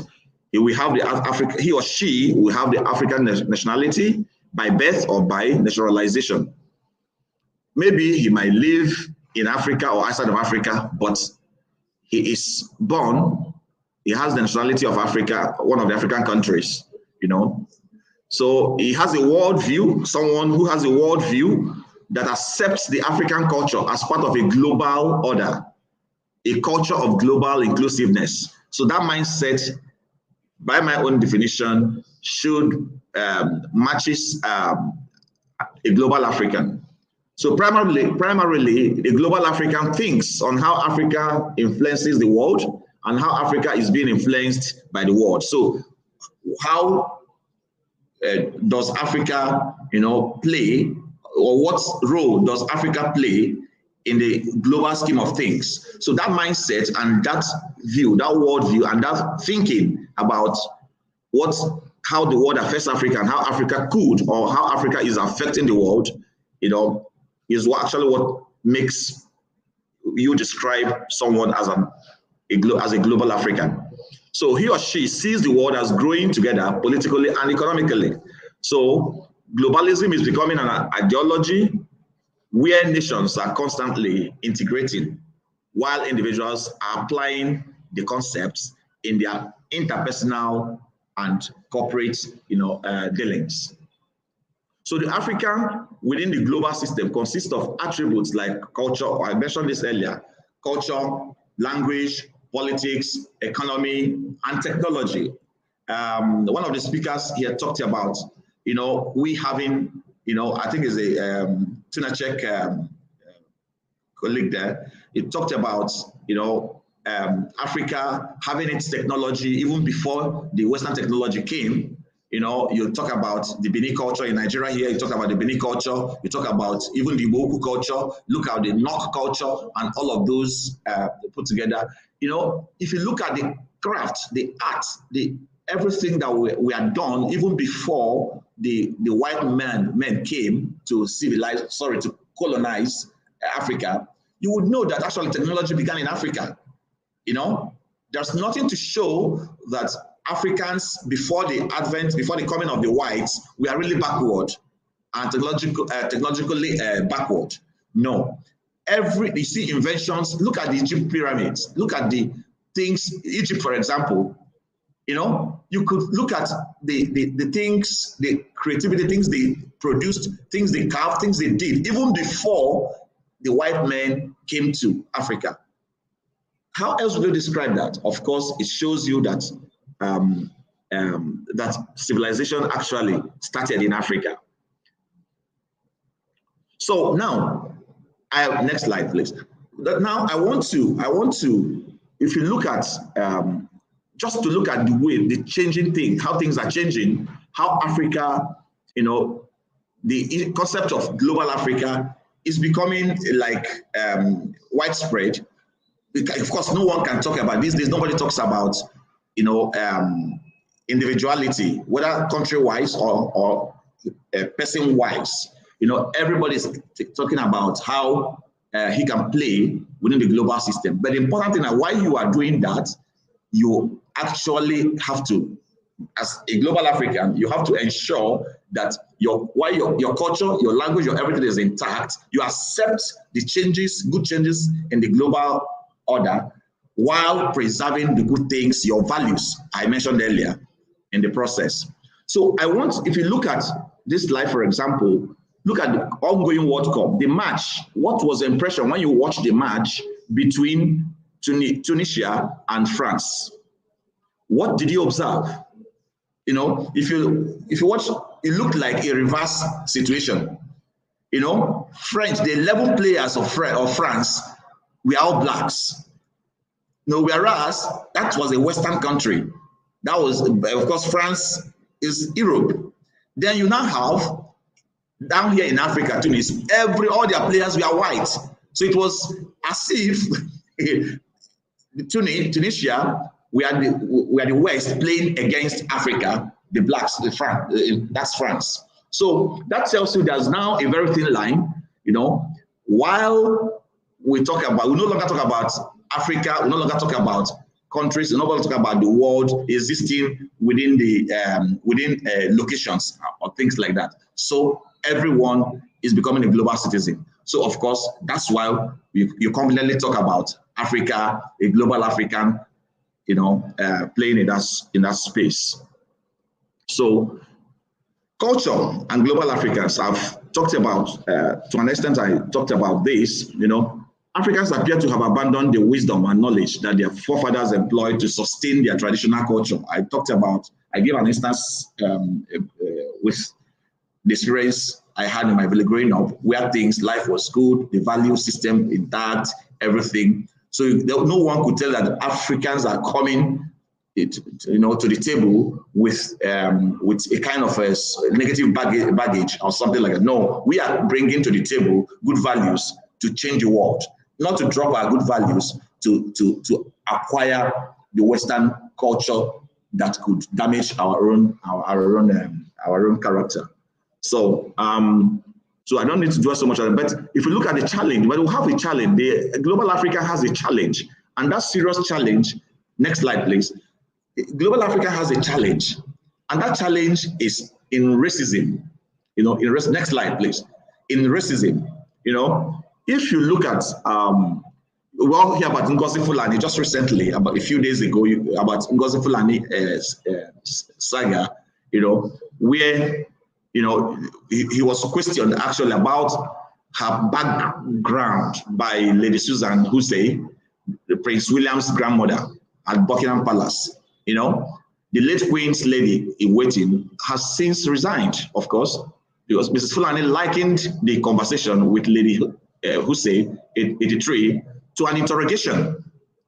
The palace described the remarks as unacceptable and deeply regrettable. And the spokesman for Prince William said racism has no place in our society. Ngozi Fulani was a guest at the reception representing domestic violence, Charity Sister Space, when she described Lady Hussein moving her hair to see her name badge, and then challenging her repeatedly to explain where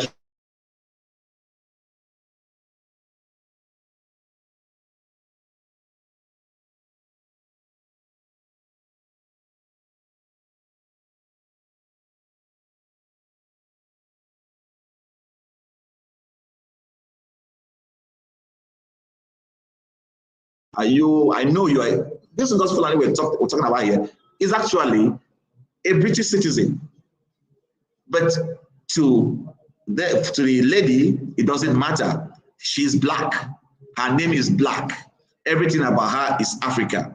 So why should she have a place there? So it's a challenge. While we're talking about globalization and globalism, the challenge for Africans is racism, discrimination, racial discrimination, and hoping that, so that's what we have to, at our individual levels, have to navigate against, have to fight against, and how do we fight against it?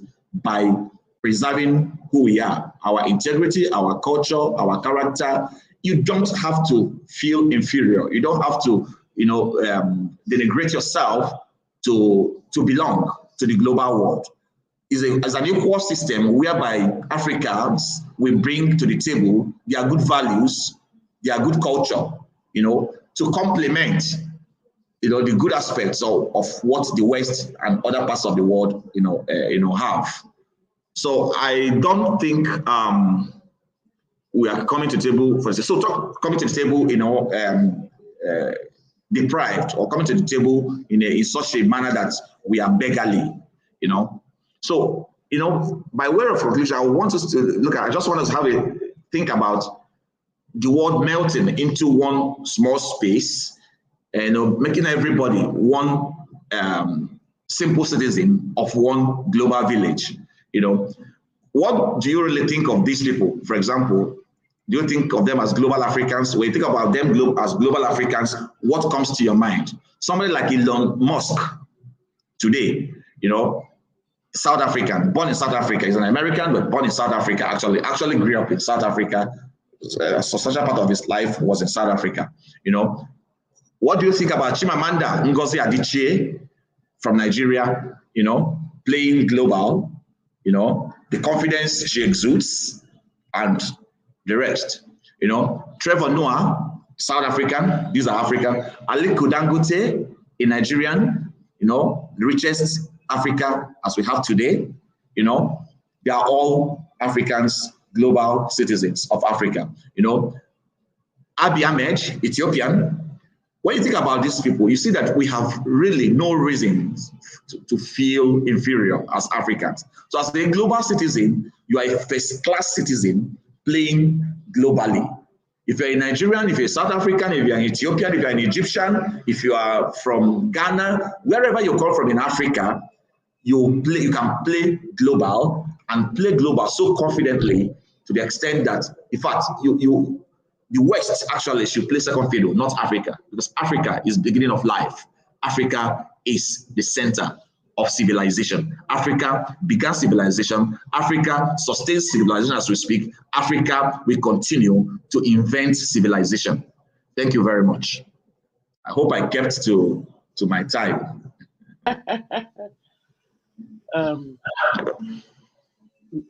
Meskerem, are you there? Yes.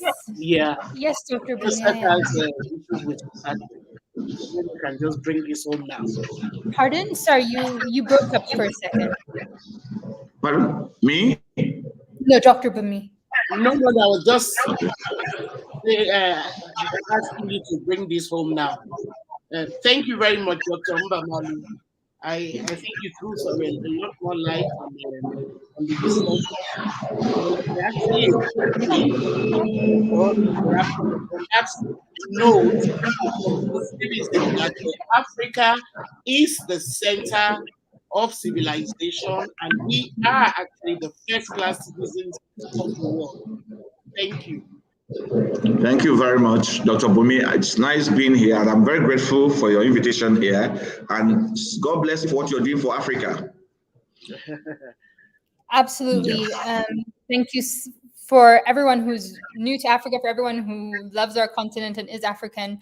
Sankofa Pan-African series, please tune in all the time, because I know I go to that for my information and to keep up to date. I know Dr. Marcel also does that.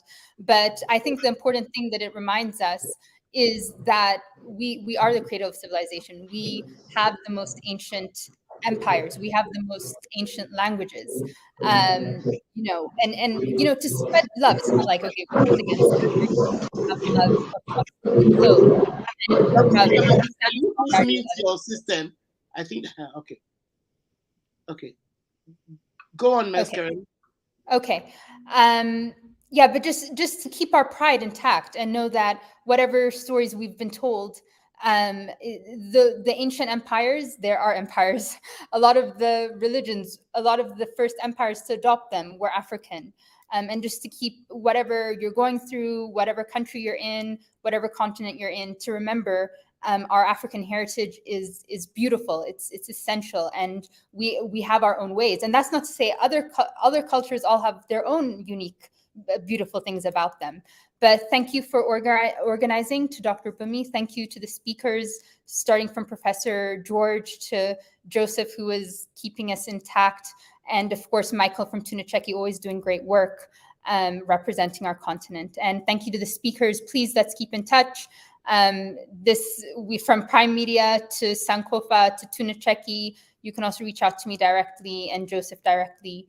Let's keep in touch, and let's keep our brotherhood and sisterhood together. Special shout out to Zimbabwe and Ethiopia and Kenya, but no, I'm just love to all. Okay, bye. You're muted. Dr. Bunmi, you're muted. Okay, so I think one good thing that has come out of this, which should also be our follow-up, our call to action, is this movement that Meskerem has taken the trouble to explain and invite us all to be a part of. We can continue talking like this, from now till kingdom come, but we need to have those concrete actions. We need to collaborate with organizations that are already on ground. I'm seeing Gary Prayog here. He's part of one of those kind of organizations that are already, working, towards some of the issues, achieving some of the objectives that we've raised. And let's all link up. It's nothing is too little. I mean, if your contribution cannot be monetary, it can be ideas. It can be, making yourself available, to be part of this movement, that helps us achieve our full citizenship as global Africans.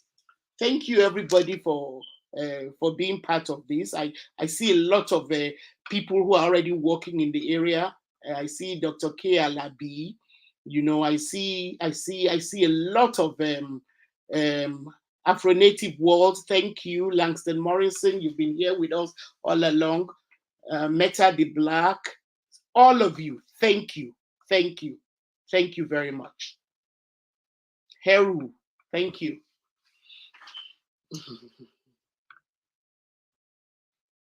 All right, bye. Thank you to all. Thank you again. I echo that. Thank you. You are invited to this Polarized politics in Kenya. Hi, everyone. I've had a number of messages from some of you out there asking how our children can have access to their history, stories, and biographies of great Africans and people of African descent in the diaspora. Well, I'm excited to inform you that we have launched sankofastorybooks.com just for that purpose. Sankofastorybooks.com has a collection of fun Afrocentric bedtime stories, and other exciting stories, nursery rhymes, and comics that showcase the rich cultures of various parts of Africa and the African diaspora. We also have early childhood education, curriculum, and other resources for parents and teachers. Click on the web address showing on your screen right now. I'm inviting you to join us on this new adventure. Visit sankofastorybooks.com, sign up, and subscribe to explore our amazing collection of children's stories. Some of them are even free. Don't forget, click on the web address showing on your screen right now. Polarized politics in Kenya. Zimbabwe's crisis deepens. Black youth gunned down in Sanford, Florida. Boko Haram uses teenage girls as suicide bombers in Nigeria. Malawi in desperate need of aid. Black women still face concrete ceiling in Canada. Sierra Leone yet to recover from the ravages of Ebola. Bodies of 24 African migrants swept ashore in Italy. Cholera kills 200 in Haiti. 12 Nigerians sold in Libya for $400 each. The list goes on and on. These are headlines from news around the world on any given day. News items which represent the reality of life for most Africans and people of African descent around the world. How did our world get to be the way it is? How do we mobilize to hold people who are supposed to be our political leaders to account? What are we doing to find solutions to the so-called African condition? How do we resist the ascendance of blatantly racist regimes like the Trump presidency in the US, or Vladimir Putin's apparent neo-colonial aspirations, and the daily increase in the popularity of ultra-right politics in most parts of Europe? Just who is looking out to challenge China's aggressive economic colonization of Africa? How do we equip ourselves and future generations if all we know about our past is a narrative which focuses only on internecine wars, transatlantic slavery, and colonization without a proper grounding in how these events came into being? Sankofa is a series which explores the intricacies of Africa and its increasingly prominent diaspora. We look for answers to important and sometimes controversial but pressing societal, political, racial, and pop cultural questions. We do so by engaging in conversations about Africa, its diaspora, and development. We do this through various frameworks such as history, literature, gender, violence, be it sexual, domestic, political, or what have you, and how these shape Africa's distinctive politics. Our aim is to highlight thoughts and inputs as significant solutions. Please join us.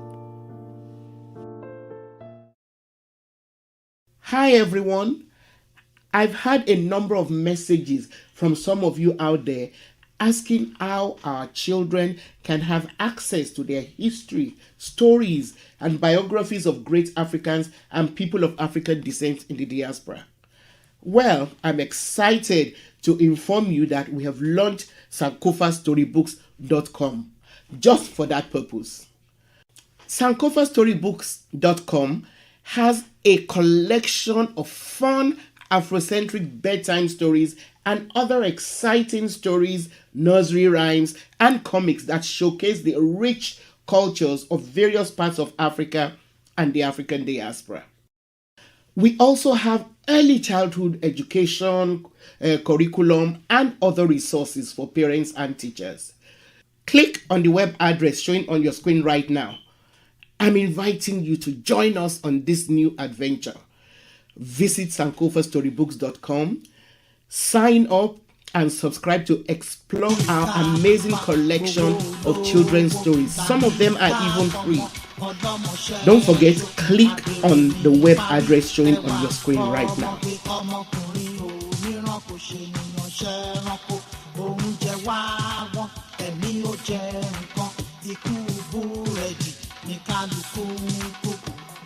All right.